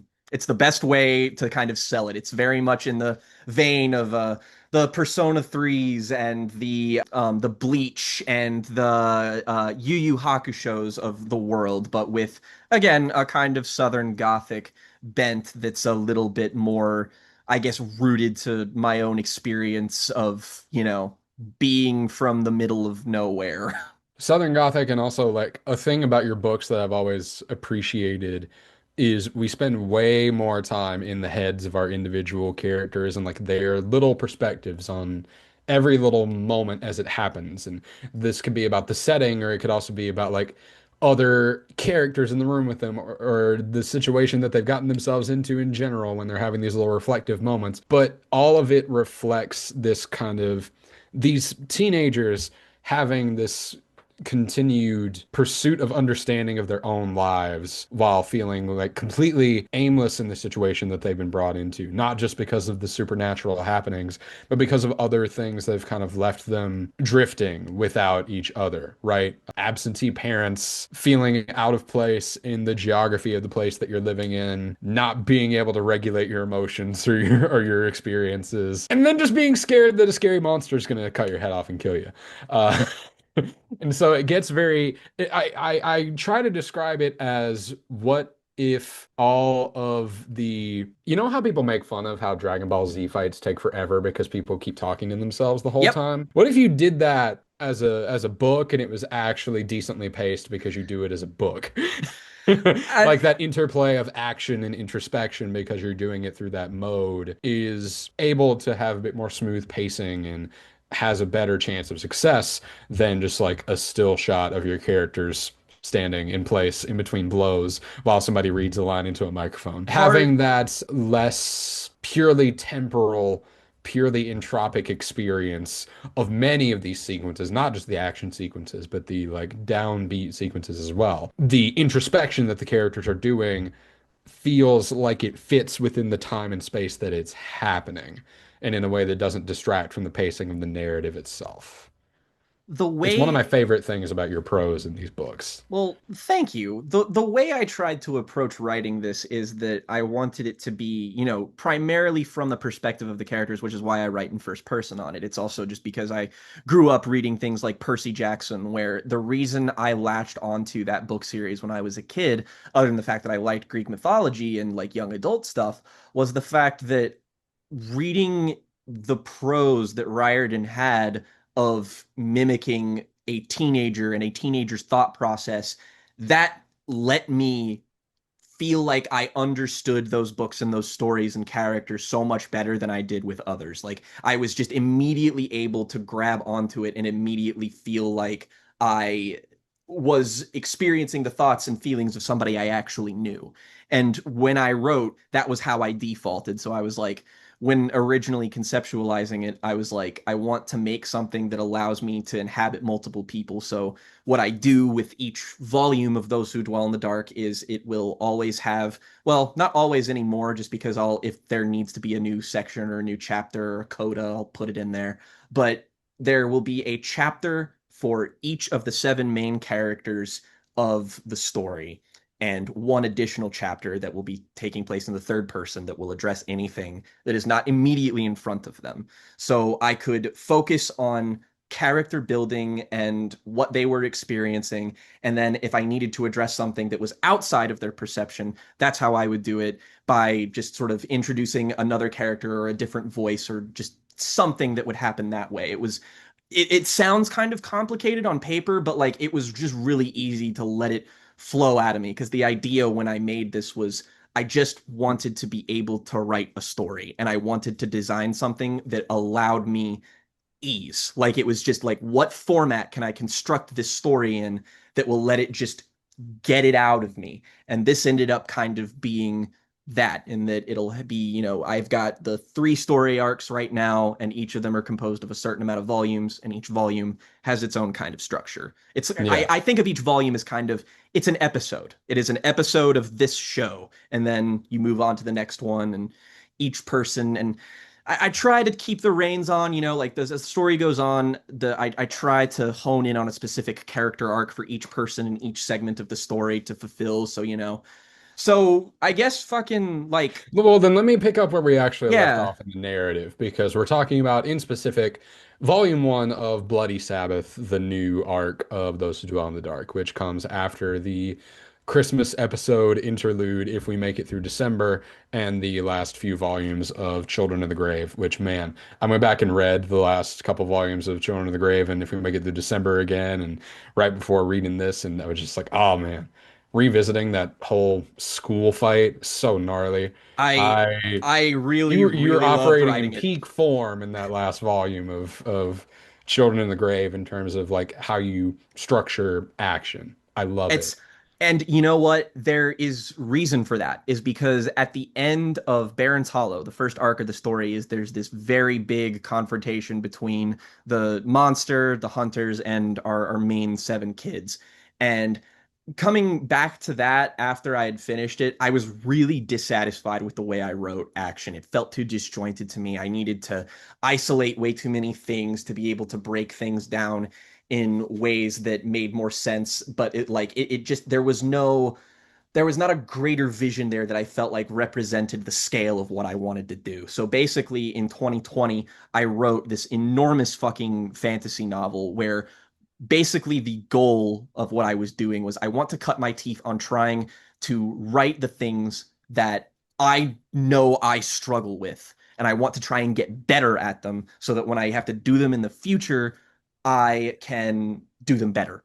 And so it actually that's somewhat comforting because the whole ending of Children of the Grave, by the way, my fiance, this is the book in question, the big fantasy book. This is a hand-bounded copy that my fiance Rhiannon made for me, and it is fucking enormous. And hopefully we'll see shelves eventually one day. But it was really to work on things that I was struggling with. And I'm glad that it seems to have paid off because I wanted the end, like specifically the last two volumes of Children of the Grave. I wanted that to be like the penultimate and ultimate episode of like season 4 of Breaking Bad. I wanted people to be like locked the fuck in with that part. And it was because I mean also reading these books and knowing you the way that I know you, these books for me are like personal treasure troves of our little Venn diagram of interests and Oh, for references sure. because when I, you know, no spoilers, but there's a You can spoil stuff. If we're going to talk about this, which is okay. secretly every author's dream is to have somebody probe them to talk about stuff, you can ask me whatever fucking question you want and I can spoil whatever the hell. I'm just not going to spoil anything that I haven't written yet Yeah, because yeah, yeah. the goal here is, I mean, like, let's call it what it is. This is promotional material for my writing, so I don't want to hold anything back at this point. Right. Well, still, like I said, for me, it's a treasure trove of our shared interests and what I know are your influences, right? Being able to see shades of things like the obvious stuff like Bleach and Persona in this, things that I know you love and things that we've even bonded over, but there's also just these little nuggets of tributes to things that we both love that wouldn't normally fit that sort of thing, including one chapter in particular that as soon as I read it, I texted you and was like, "You're getting on some like Mr. Robot shit with the confrontation between Joey and his dad." Oh, for sure. Oh, for sure. There's a lot of things going on with that particular part. Like Joey, I think, is sort of the central figure of kind of this phase of the narrative, and that like the seven main characters I think occupy a similar amount of narrative importance, but like the two central leaders of the group dynamic, I think, are pretty steadfastly Joey and Izzy. Yeah. Yeah. I guess like I want to ask you just out of curiosity, like who are you struggling with writing the most this arc and why might that be the case? For Bloody Sabbath, it's interesting just because I try to, like, from arc to arc, I try to put each character in a completely different place. In that, like, for example, in Baron's Hollow, I think it's probably there's a good case to be made that like the most down bad character is probably Leo. It's just like nothing's going right for that dude, and at the very end, like the worst thing that happens to any of the main seven happens to him. And so it's just like the poor dude needed a victory here and there. And that's why Children of the Grave is about him kind of finding a sense of balance and trying to like not make himself useful because he is useful, but because he struggles with a lot of self-perception as a lot of them do, but he wants to find a way to not be viewed differently because at the end of Baron's Hollow he loses an arm. And this actually stems from the fact that I used to be in a long distance relationship with somebody who was disabled in a similar way. And something that she read an awful lot and something that she voiced often was just the tendency that fiction has to like take characters who are physically disabled and just paint their existence as complete misery. Just, really lay it on thick about how awful everything is. And she's like, I hate fucking reading that shit. And I was like, I do too. That does kind of suck. And so I wanted to really give him something that didn't concede and be like, losing an arm isn't great. It's not awesome or anything. But I did want to have him be able to contribute in a way that was very specific to him. And that ended up being like culminating in a nice moment at the end of that story. This round, I think the most difficult to write is probably going to be, if I had to take a gander at it, it would probably be like most of the difficult Joey stuff is over and done with in the first volume. So it's probably Izzy who's going to have the roughest time because there's a lot of stuff that's dealing with the fact that Izzy is the only member of the group who has a sense of like she has psychic abilities that allow her to sort of see into the future, but time works weird and is all wibbly wobbly. So, the future that she sees may be a possible future and not a certain future. So she's currently struggling with the fact that she saw herself die in a vision back in the first part of the story. And this is going to be the arc where that really bubbles to the surface and she actually has to confront this happening and how she's going to navigate doing it because I mean, it's kind of an inescapable problem when you know the exact, place in which you die and you suddenly are looking at it and you're like, "Well, I've seen myself be brutally gored there. Yeah. What Well, do I do to prevent you've that?" thrown a nice wrench into that arc though, but because there's a scene with Joey talking to his Baldur's Gate 3 guardian, whatever the hell that's about, where she's just like, one of you's gonna die. I Yes. don't know. I don't know There who. I have introduced the objective certainty that not all of the main seven survive. There will be at least one significant death. And I say that mainly because, tension. Because I never want to give the impression that anyone is safe. I don't want to go overboard and be George R. R. Martin and just be like, die, die, die, die, die. I would really like to avoid that, but at the same time, I don't want you to feel like even though a character is talking to you, that they are completely safe because they aren't. And I mean, this volume, it's the first volume of a new arc, and it's having to piggyback off of some of the getting the gang back together narratives from If We Make It Through December, all of which is great. But it's this volume in particular is a little bit more downbeat because you're Hmm. having to do so much like expository setting up of like what's going on in Twilight City and who are these couple of new characters that we've introduced and what's are some loose threads from the previous arc that we still need to tie up now that the fighting is over. And so there's not much in the way of like big spectacle in this volume. No. But I appreciated that because coming off of the ending of Children of the Grave, I didn't want to just get back to like punchy, smashy stuff. Throw I you right liked back into the having fire. I liked having time for these characters to be more like reserved and reflecting and preparing for what comes next because the whole emotional arc of this volume in particular is that everybody is preparing to leave to go to live in Twilight City permanently to start their real career as hunters. So For for the everybody sake of is kind of saying their shorthand last for goodbyes. like listeners, if you want to know the sort of dichotomy that's set up here, imagine this world is Bleach, but if Bleach was not in Japan and instead was in Kentucky. And basically, this is all of them deciding that they are going to go and join the Soul Reapers, which means leaving their homes potentially permanently for the rest of their indefinite lives until the war that they are fighting is over or they die. And so basically every character has a moment in this volume where they have something that they have to reckon with and say goodbye to and kind of do this one last checkpoint to be emotionally prepared for the ending of the volume, which is everybody actually going into the portal and getting us ready for what's going to happen when they get to Twilight City, which we'll see next time. But something that came up pretty early and a phrase that you used that I think is pretty indicative of where all these characters are right now is in Nadia's chapter where she's talking about emotionally procrastinating. Yeah, yeah, yeah, It's just yeah. like, damn, it's not just she's talking about someone in specific that is up to that, but Mhm. it's really like, damn, all of these characters have been doing that the whole time. And that just like I'll that deal with it phr later. I'll deal with it later. that phrase emotional procrastination is just so rich to me. It's such a rich feeling. And all these characters experience that in very different ways. Like Nadia's father has just passed away. Joey is still strung out on drugs and trying to figure out how to tell anybody what he's been up to in during his little disappearance. Reese is keeping up his usual like reserved pragmatism towards all this, where he feels like he kind of has to be the Atlas holding up all the other emotional wreckages around him. Yeah, yeah.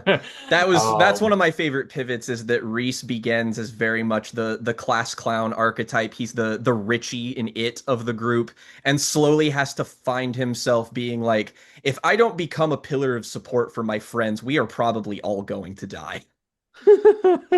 and there were just I loved this as a more down key welcome back. to the series. I loved Nova's chapter, especially the like reflecting on gender presentation stuff. That's been great, and I'm glad to see that you're still like writing that character, engaging in that mode of thinking, because that character has a big coming out chapter that's very good and very emotionally resonant. But this still kind of newfound outness is interesting to see being revisited and being a thing that continues to be on that character's mind in particular. I love it, and I hope it keeps getting revisited in Twilight City just because I think that can be interesting, because if there's anything that I love about this particular like cultural clash that you're doing, it's being able to take all the like tropey anime stuff and douse it in your thoughtful Southern Gothic stream of consciousness experience stuff that drives so much of these characters forward with different kinds of like gender politic because I know that's a Yeah, thing that you're also invested in. very much. And like Nova in particular is just a character that like I wanted a vehicle to explore that just because, writing about gender and sexuality is kind of tumultuous in general, but like the entire point of their character in the first sort of segment of the story is that they were based off of somebody who basically I knew was closeted in high school and then went on to not tell anybody other than like a couple people. And I just kind of had that in my head of just like somebody who just doesn't, well, they didn't really know they were for a long time and then just kind of have to live despite that. And they kind of have to abandon their social currency as their previous self and just sort of inhabit this new identity. And I wanted to be able to talk about my own messy feelings about myself. There's a lot of that in Children of the Grave where Nova's discovering how they actually identify, where I was just like, that was more or less also kind of my journey as well. And I mean, I basically the thing that has made all of this worth it was when Luke did our initial interview and told me that that was how he realized that he was non-binary, and I was like, oh my god, there is a reason to do this. Like holy shit, I am so unbelievably flattered. I can't even I don't even know what to say to that. But I wanted to be able to talk about it specifically because you get kind of a realistic depiction of where that is and where it situates you within the Southern Gothic setting and how they feel about how they're being perceived. And then you get to go to Twilight City, which I've kind of implied but still haven't like outright shown, have a really kind of laissez-faire attitude in terms of like race and gender politics, and that they're all like, hey, if we don't operate with a certain level of synergy, we literally are going to let the world explode and die. So if you have any like bigoted tendencies, maybe you can go and work in the fields and shut your mouth all day. Otherwise, you can be a soldier and you can be an adult and you can get your fucking job done. So everybody in Twilight City is like, if they feel a type of way about somebody being a different creed or color, they have to shut their fucking mouth about it. And it allows a different kind of culture to exist and for them to discover that, like, oh, not everything is like this. Like, I can find a place where there are other like-minded people, because there will be other people from like all different like backgrounds and locations and time periods and stuff, because the hunters go through a process that ultimately makes them immortal and that makes them live forever. Unless they like, their head is removed from their body because you can't fucking heal back from that. This volume in particular gave me like the stealth stuff that I love about this series, which is again like the character writing, the exploration of that kind of teenage ennui that you can get into. Because, I mean, doing this as a novel series gives it a strength that a lot of explorations of this don't particularly have, is that you can kind of keep these characters wherever they need to be for as long as they need to be there. And I Hmm. brought up Stranger Things earlier, and like it is a criticism that you can levy at that show, that at some point the uncanny valley of seeing these kids be significantly older than they were when all this started, but still having to like act a certain way and be a certain way, Yep. actively gets in the way of the narrative. And it's also just by handling it with the structure that you're handling it with, you can have a wider range of characters with a wider range of experiences, because I don't know how you would do something like this as a traditional film with like this many core characters who all spend this much time like independent from each other, right? Not These characters are not always sharing the same space and time, and but something that you do with that to make to help with the pacing, especially in the more action-oriented moments, is that whenever you're shifting perspective from chapter to chapter, it's usually going to rewind a little bit and give another character's perspective on something that has just occurred to kind of help segue us into where we are and what these characters are going to be doing in the meantime that this other thing that we've just been watching happen has been happening, which is a nice way of writing. You do that a lot in your action in the last bits of Children of the Grave, especially.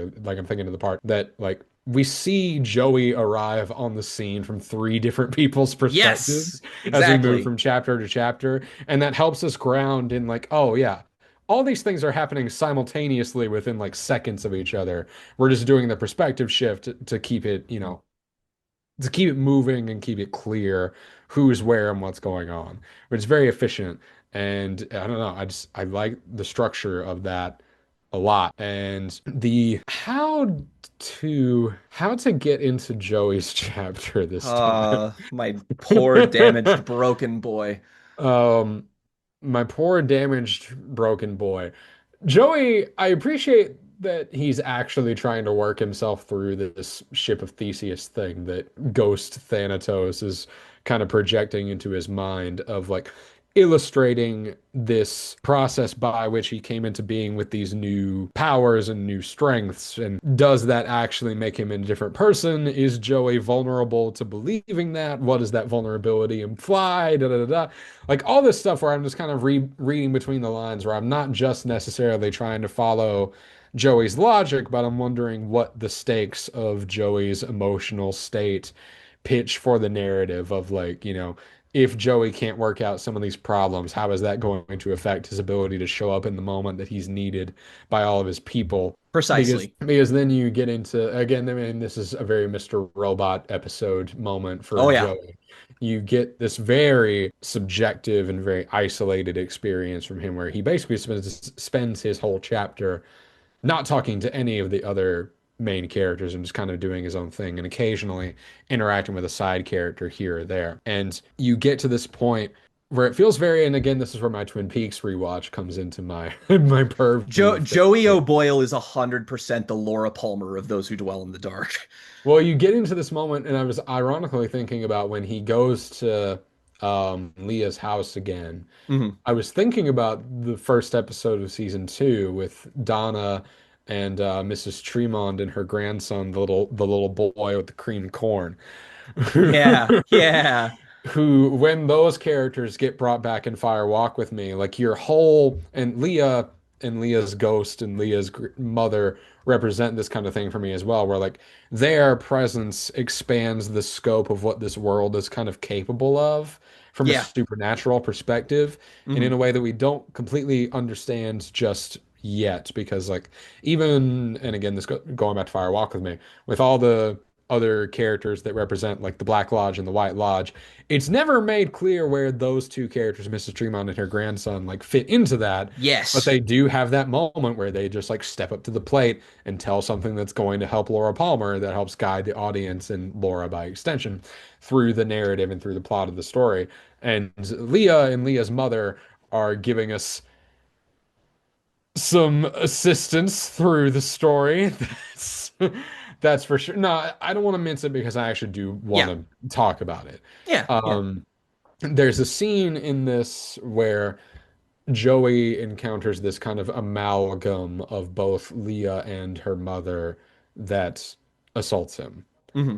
And it's not clear what this entity even is quite yet or what it means for Joey that he's encountering it. Because to me, it wasn't even abundantly clear that his experiences with Leah were entirely objective or Hmm. subjective. I'm also thinking about like the hallucinations experienced by the main character and They Look Like People, where it's treated with this ambiguity that makes it emotionally effective because we've seen other isolated experiences that Joey has had, and like these experiences, whether imagined or another extension of supernatural shenanigans, are meaningful to Joey and give him meaningful moments for his character, whether or not it's real in a conventional sense. And so Hmm. I'm interested to see, I don't know, I find this section of the story difficult to talk about without knowing where it's going, right? Without It knowing what this moment is going to do for Joey's arc in the rest of this storyline. I'm unsure how to talk about what purpose it serves quite yet. And I'm fine with that feeling, but I'm just telling you the truth. No, definitely. And that's more or less like I kind of want that to be the case because Joey's basically in the same place in Bloody Sabbath that Leo is in Children of the Grave, where he's kind of gonna spend a lot of the story separated from the others in order to kind of get his head on straight. There'll be a mentor figure that's gonna kind of come in and usher him because, with the way his powers work now, everything is more volatile. It's not even necessarily that he has any like new abilities or strengths. It's just that he's way more unstable. Like he's not able to control himself, and that is going to be a huge disadvantage for him. And so just because he technically like he could probably do the most damage, but he's also like Joey is essentially a walking bomb down in Twilight City because okay, some fun random physics shit. Twilight City is the other dimension that this takes place in, the hunters reside within. They fight back against the demons so that they can keep the demons from invading the earth. And within this dimension, there is a shitload of aura in the atmosphere. So if you go to Twilight City and your aura is not stable, if you use it, you're gonna explode. You're gonna just blow up and die. So he literally won't be able to like use his abilities for a good while. So he's gonna be in a place where he's just kind of building himself back up and trying to figure out how to keep going and both the lingering sort of voices of both Leah and Thanatos basically are their own characters that kind of like they are the Yeah, yeah. Joey's own personal New Greek chorus. Thanatos has already kind of established himself as a separate character in a very in a way that goes beyond the most obvious comparison for this, which is like Reloaded era Agent Smith, where it's like I'm a different person now, but like It's it's fundamentally the same. I want to yeah. see you like actually explore Thanatos reckoning with the notion that Oh, they are a different person now. and we get there. There's like moments with Joey that I have planned in the future with Thanatos that like the similarity, if we want to go back to things that inspired me, it's very much Ichigo and Zangetsu.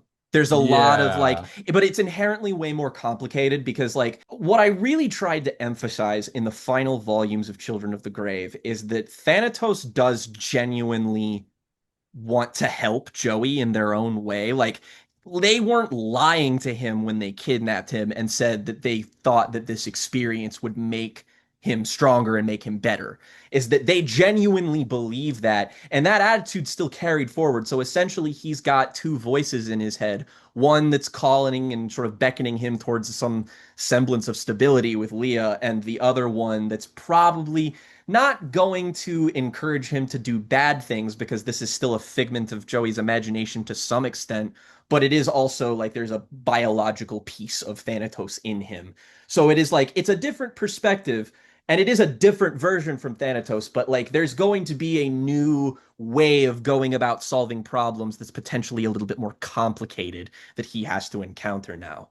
And that I've always kind of loved that. I mean, like it's very Mr. Robot. It's kind of like what you said. I've always been into the Elliot Aldersons of the world where their perspective is kind of inherently unreliable and they have so much going on that it's not even contained to just them. It's like multiple people are in there hanging out and you kind of get like, do they symbolize some specific part of them or are they just a completely external force commenting on them? You don't know and you don't know how you get there. But a lot of Joey's stuff is going to be because the setup of Bloody Sabbath really is going to won't really rear its head until the next volume happens, whenever that may be.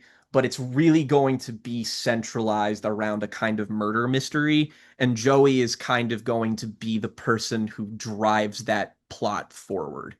Yeah, which I presume is going to blossom off the totally not at all Soul Society inspired narrative that there's Oh, a it's known like traitor in Twilight City. I'm not even gonna hide the fact that this is 100% me doing Soul Society. Like I'm like no But pretense or I whatever. I kind of mess with the idea of you working backwards to get to do a Yeah, Soul Society instead of, I mean, it is the second arc of Bleach, but everybody talks about Soul Society as if it is the first.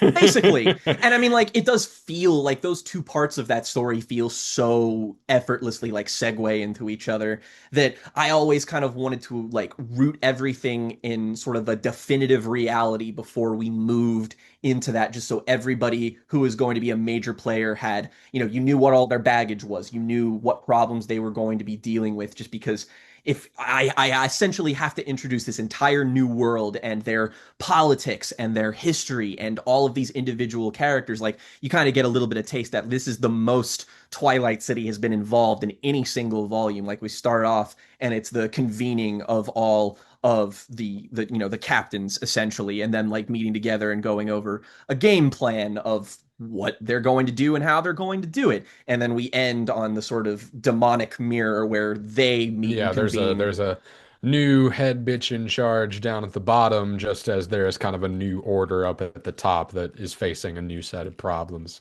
Oh yes, I have written a sizable history book worth of stuff that has happened in this universe that we do not know anything about. The biggest kind of hints that we've had so far of what this is all about is anytime the narrative has mentioned Anna through Victoria, and Anna is the kind of head matriarch of the Hunters. She is literally the most powerful person in the entire universe who is not their enemy. And there's some weird history with her deposing the old leader of the Hunters who eventually like went crazy. There's some weird history involving the first generation of Hunters and how they came to be. So those are all questions that I am promptly hanging on the wall to eventually answer. Thankfully, in the Bloody Sabbath segment, you will get a decent amount of answers. Like I do plan on trying to like dole out information in as even distribution as I possibly can to not overwhelm, but to also kind of let some reveals hang. Because I mean, I guess you would know better than anybody that I love me a twist. I love me a good sucker punch. I love a southpaw. I cannot help it. It is within my DNA.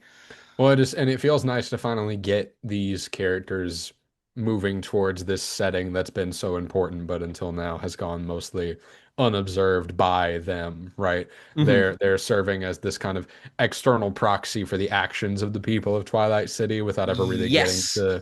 to face the potential cultural clash and cultural benefits of like integrating into it.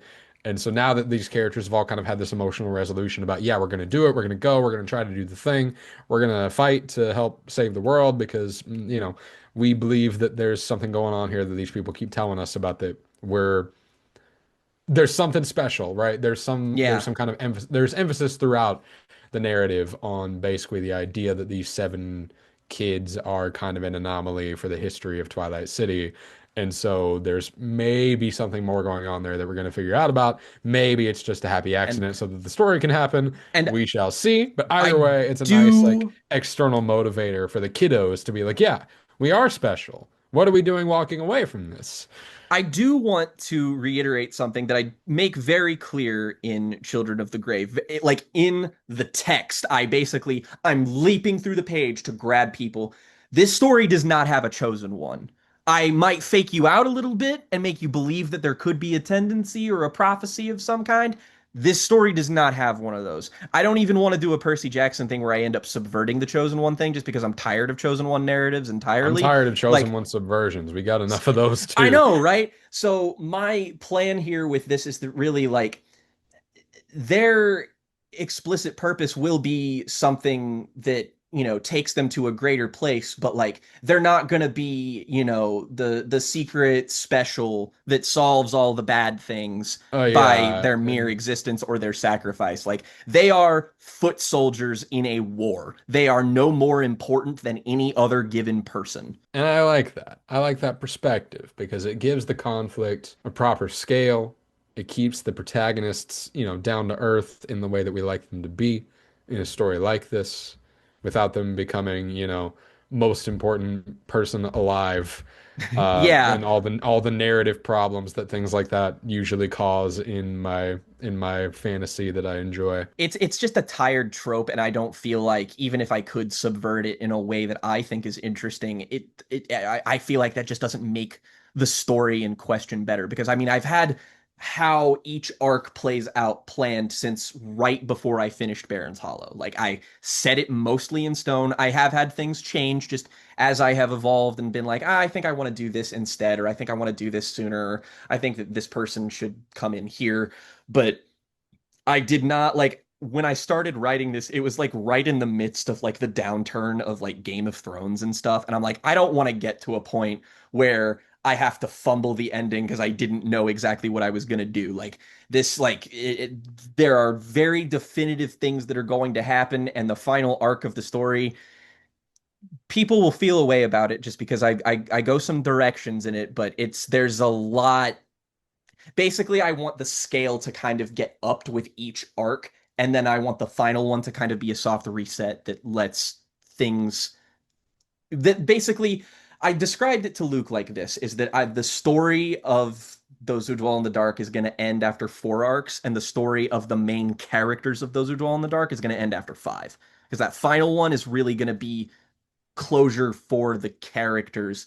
The closure for the world will probably happen before that. But lots of stuff in the future that, that won't come to pass for a very long time because this is technically where I'm ending off. But I guess if I have a question, what are our thoughts on the kind of ancillary characters, the characters that aren't the ones we get the perspective of, the hunters, the Victoria or Ace or like just how do you see them kind of fitting into the future here? Just because they Ooh. kind of get a little bit more to do with each passing volume. Like they become more relevant and more just, permanent fixture. I mean, Victoria is more or less an extension of the main 7 at this point. Yeah, yeah. Well, yeah, like I said, I love Victoria. I love how we've kind of integrated her perspective into the main 7. My Rukia, Um, yeah, you're Rukia, baby girl.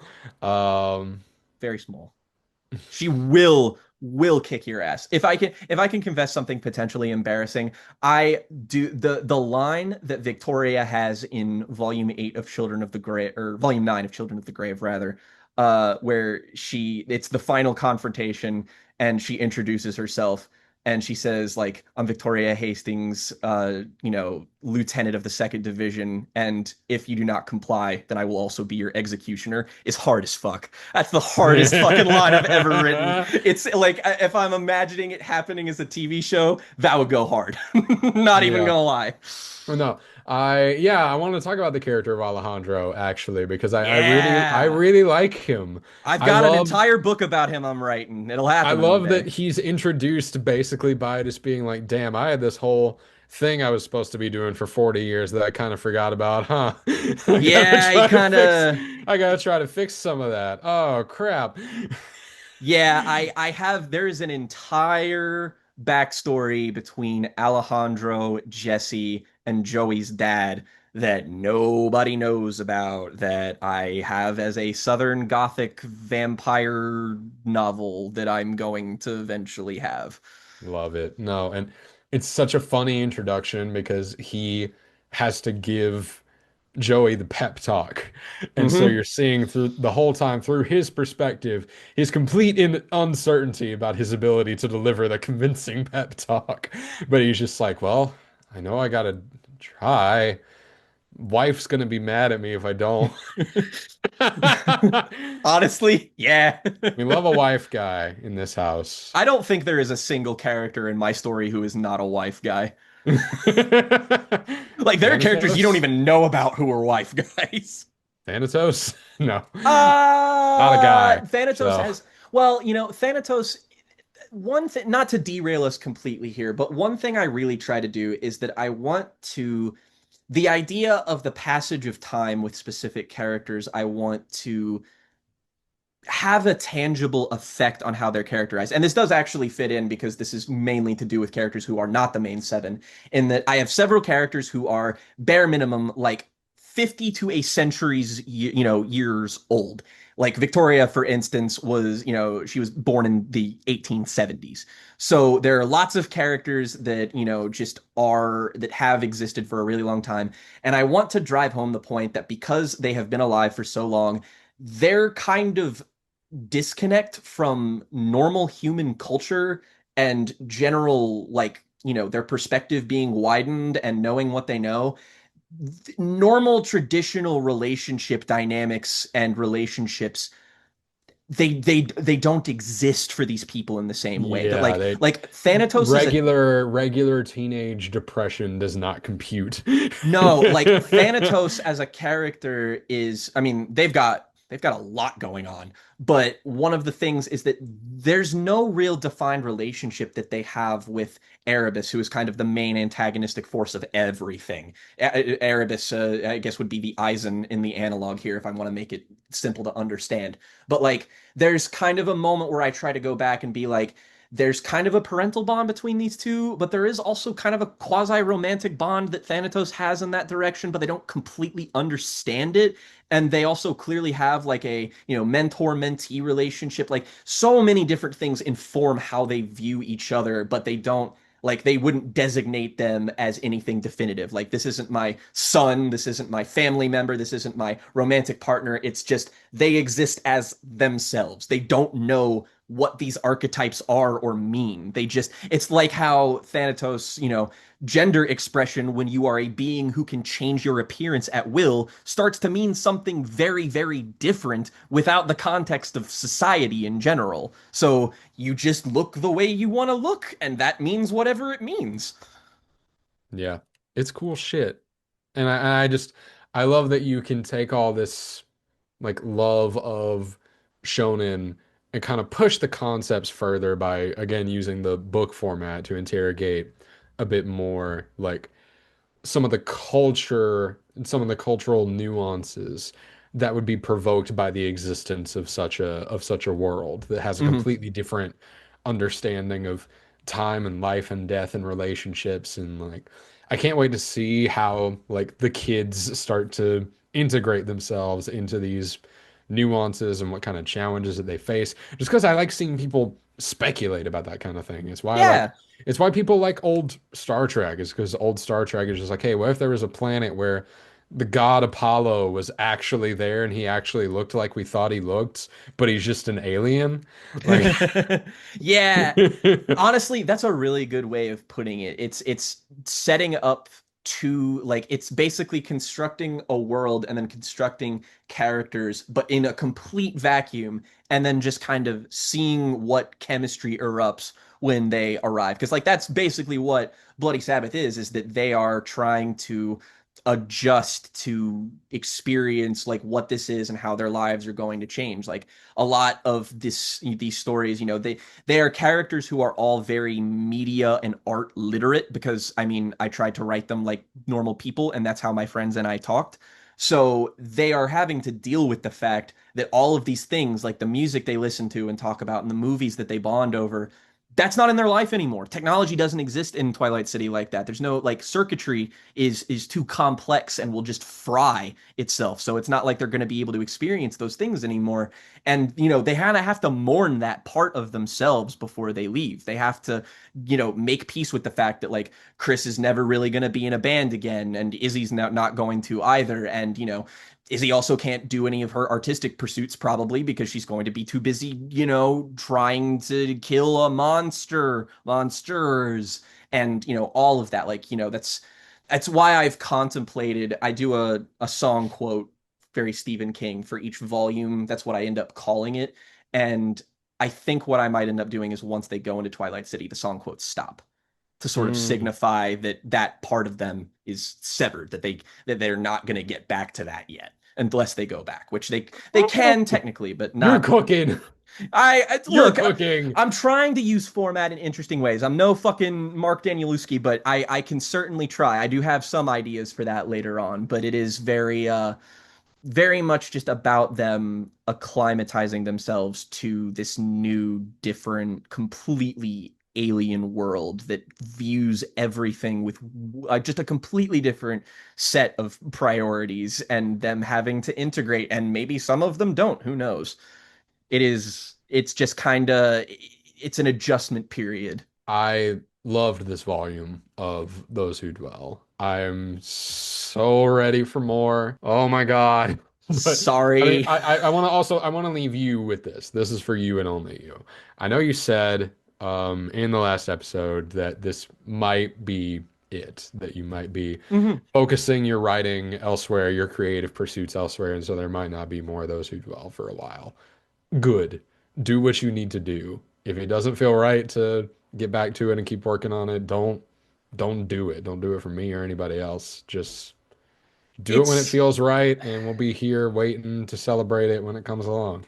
it's very, I find myself at a similar place to when I wrote this after I finished Some of Those Who Dwell, where I was like, I need to do some stuff to adequately build up to where I'm going next. Because again, I try to position, especially with the kind of final chapters, that like not only is this going to be different in environment, like this is going to be different in scale. This is a bigger story than what's come before. And Children of the Grave is certainly bigger than Baron's Hollow, but it was still a story that was very much contained to a specific set of characters in a specific time and place. Whereas this is going to be, the window is just going to increase substantially. But I also wanted to end it on a place where it's like there is closure here, even though there is hints of things to come, like with there's sort of a tease with an unnamed character towards the end with Thanatos's protege, a character who, if I can dangle any bit of information with a semi spoiler, in that this is the actual main antagonist of the story.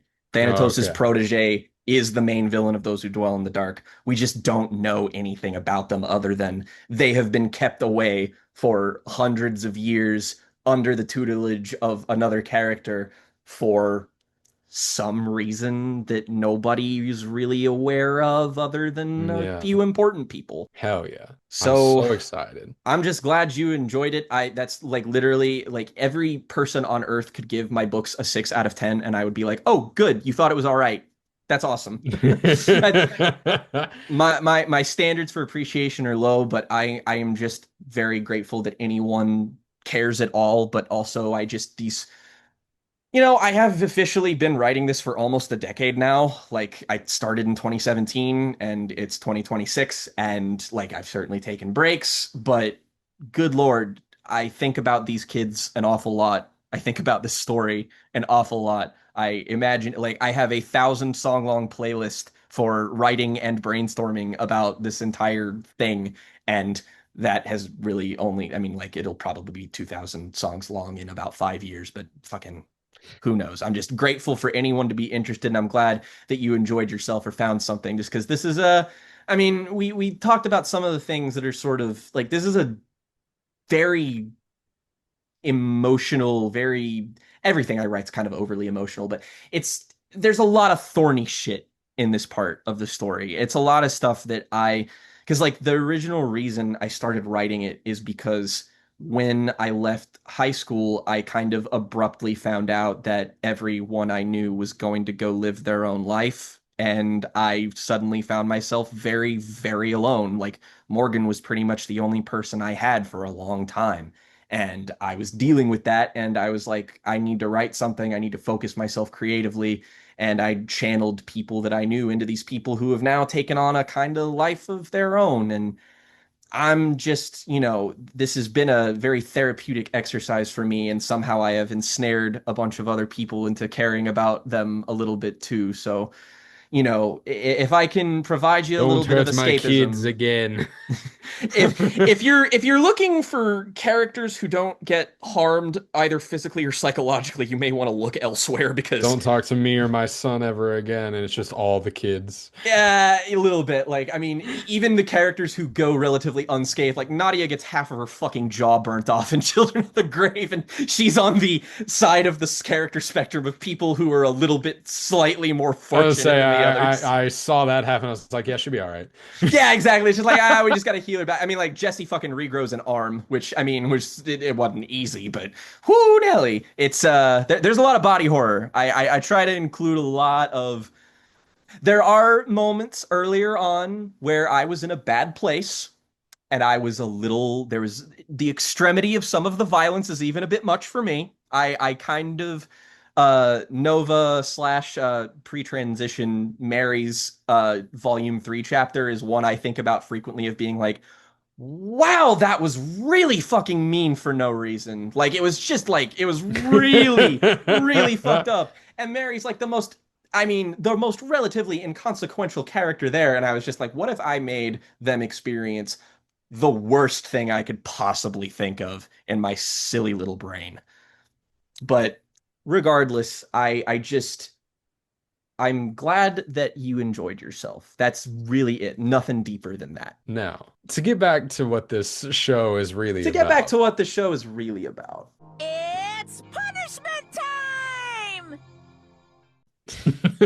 I mean, How do we start this off? Who's going to do the good? Who's going to do the bad? How well, should we decide see, this? Jen, I thought I it would realize by be asking this question, I'm like ceding ground to you in the well, competition, but that's the thing though, is that I thought that it would be merciful, nice of me to let you decide because I know what I'm recommending you. I have known for a while. And the thing is, the funny thing about what I'm recommending you for our first episode, for our first real episode this year, is that it works no matter which way it skews, honestly. So I think I am going to leave that entirely up to you so that I can let you do what you want and I can, I can be the bigger person. I'm being set up. I'm being set up. All right. Oh, this is going to be a fun year. Okay. Yeah. Let's let's do this one. I think it'll be interesting. Okay. So the parasites in my brain have been telling me that I need to play more TTRPGs. And when the parasites in the brain tell me that I need to play more TTRPGs, what I used to do is just like go look at old files that I had on my old laptop of Pathfinder characters that I made to teach my friends how to play the game. As that was what I did. When I started learning how to do role-playing games when I was a teenager, I bought a software that made really good character sheets for Pathfinder, which is, for those of you who don't know, it's like an earlier version of D&D, but it was the way that I learned. It was my first ever TTRPG that I ever played. And I went off to a summer camp and I said, you know what I'm going to do? I'm going to find people that I can teach how to play this game to so that I can DM and just like practice and have fun. And it'll be like a bonding thing that I can do with these strangers I'm about to go spend a few weeks with. And it worked out pretty well, actually. And what I did was I just got in there. I had all these ideas for like really stock characters, and I just drew up a bunch of character sheets. I printed them out. I brought them with me in a manila folder, and I was like, "Here you go. You want to learn how to play the game? Pick one of these little packets, and we'll teach you how these characters work." Um, but now what the parasites in my brain tell me to do is to look at new systems to learn. And so I've been looking at some PDFs online of like different systems I've been thinking about trying with like my friends that I already play with, maybe splintering off into a smaller table to try a different system or two. But the thing that I used to do to satisfy my craving for TTRPG madness is that I would explore the world of TTRPG podcasts or actual play Yeah. shows as they were referred to. And I was always a little bit, my tastes on this have always been a little bit more underground, which a little bit more underground when talking about this hobby for any time before 2020 is like anything that isn't Critical Critical Role or Role. the Yeah. Adventure Zone is the Mm-hmm. underground, Yep. Yep. which is fine. And there's stuff now that is decidedly not underground, and that's a very good thing. And we're going to talk about one of them, actually. What I'm recommending to you is a particular season of Dimension 20.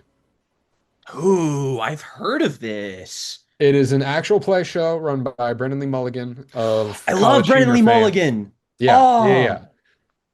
With his regular recurring cast. We are going to watch the second campaign of Dimension 20, which is called The Unsleeping City. which which the premise of it is that it's all these characters in New York City discovering or having already been a part of and meeting the ones who are discovering a kind of magical under society of New York City that is a love letter to the city itself while also a fun urban fantasy adventure show. It's pretty straightforward, but I Okay. wanted to start off with something simple that plays to a lot of our usual eccentricities, but that gets us talking about a new format because I'm genuinely interested to see if and how you respond to the idea of an actual play show, because I don't know how much experience you actually have with that. Oh, that's awesome. I've been looking for an excuse to get kind of more into this because I've only dabbled into stuff like Critical Role and like Smosh has their equivalent of a TTRPG series that they do, and I've always wanted to be a little bit more involved. So I'm quite eager to actually explore this, and I know that like Mulligan is like a really really good DM. Like I've experienced him like do stuff with people before, and it's been very entertaining. So I think I'm this season is still free on YouTube because they used ooh. to upload all the episodes to YouTube before Dropout became like a full-on streaming service. Yeah, that's right. Okay. Okay. Interesting. Well, But it's long and there's technically two seasons. Don't worry about the second season. We'll just talk about the first oh, one. first one. Okay. Awesome. Well, here we are. So I guess that means that I should best frame this as the negative pick for the episode, which won't be difficult considering we just did a look back on Those Who Dwell in the Dark, which I've been writing for almost 10 years, and I kind of wrote in the midst of a sort of 80s revival that happened in the mid 2010s. And mainly it was spurred on by things like Stephen King's It, which I was already, kind of had a vested interest in. And, the climate around this sort of attitude towards this general revival I could say that it's soured a bit. I could say that people aren't really hankering for the same stuff that they were once upon a time. And as much as I want to move forward with many of my creative pursuits, I have a bone to pick with something. I have business. I have beef to settle with something that, against my better judgment, I don't know how to settle anywhere else other than here. And frankly, I don't know who else to settle with it than you. And so, Oh no. Jen, we're gonna do it. We're gonna talk about Stranger Things. I can't believe I set you up for this. 'Cause I brought it up earlier. Look, we've I did got it to myself. you did, and I was holding back real hard. I was holding back Ah! real hard. And look, I have many thoughts on this show. I have thoughts good and bad aplenty, but frankly, I have heard so much bullshit about this new season, and I was so firmly being like, I'm not interested. I don't want this anymore. Just This whatever. is what I was trying to do too. I didn't want to do this. And yet, there is a part of me now that's just like, is the hubbub around this, is this endemic of something else? Is this truly the Duffer Brothers' fault? Is this really just them fucking up an ending? Or is there something more to what this chimeric beast of media influences, trends, and Netflix has ultimately become in the year 2026? Because frankly, I feel like the world in Stranger Things season 5 and the world of Stranger Things season 1 look very different, and there's a lot of things that got us here, and it's only fair that we do a post-mortem on this entire show because I don't have uncomplicated thoughts about any of it. I don't feel simply about anything in regards to Stranger Things. So, unfortunately, I'm gonna be working through some shit, and I have a feeling you will be too. But Lord have mercy, this is I am both looking forward to and deeply dreading this experience. All whatever, however many dozens of hours this fucking season is, because apparently television is not television anymore. Movies are TV, TV is movies, music is video games are music, and books, thankfully, are still books. And thank God for that. And the labyrinth is still a house. Echo. All right. Next time on Jen and Jake's Bizarre Affray, competing adventures in worlds beyond the suburban environments we've come to know and love. New York and Hawkins.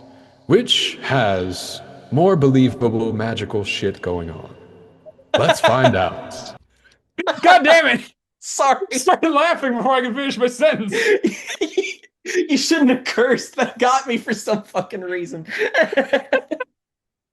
Which of these will have more magical shit?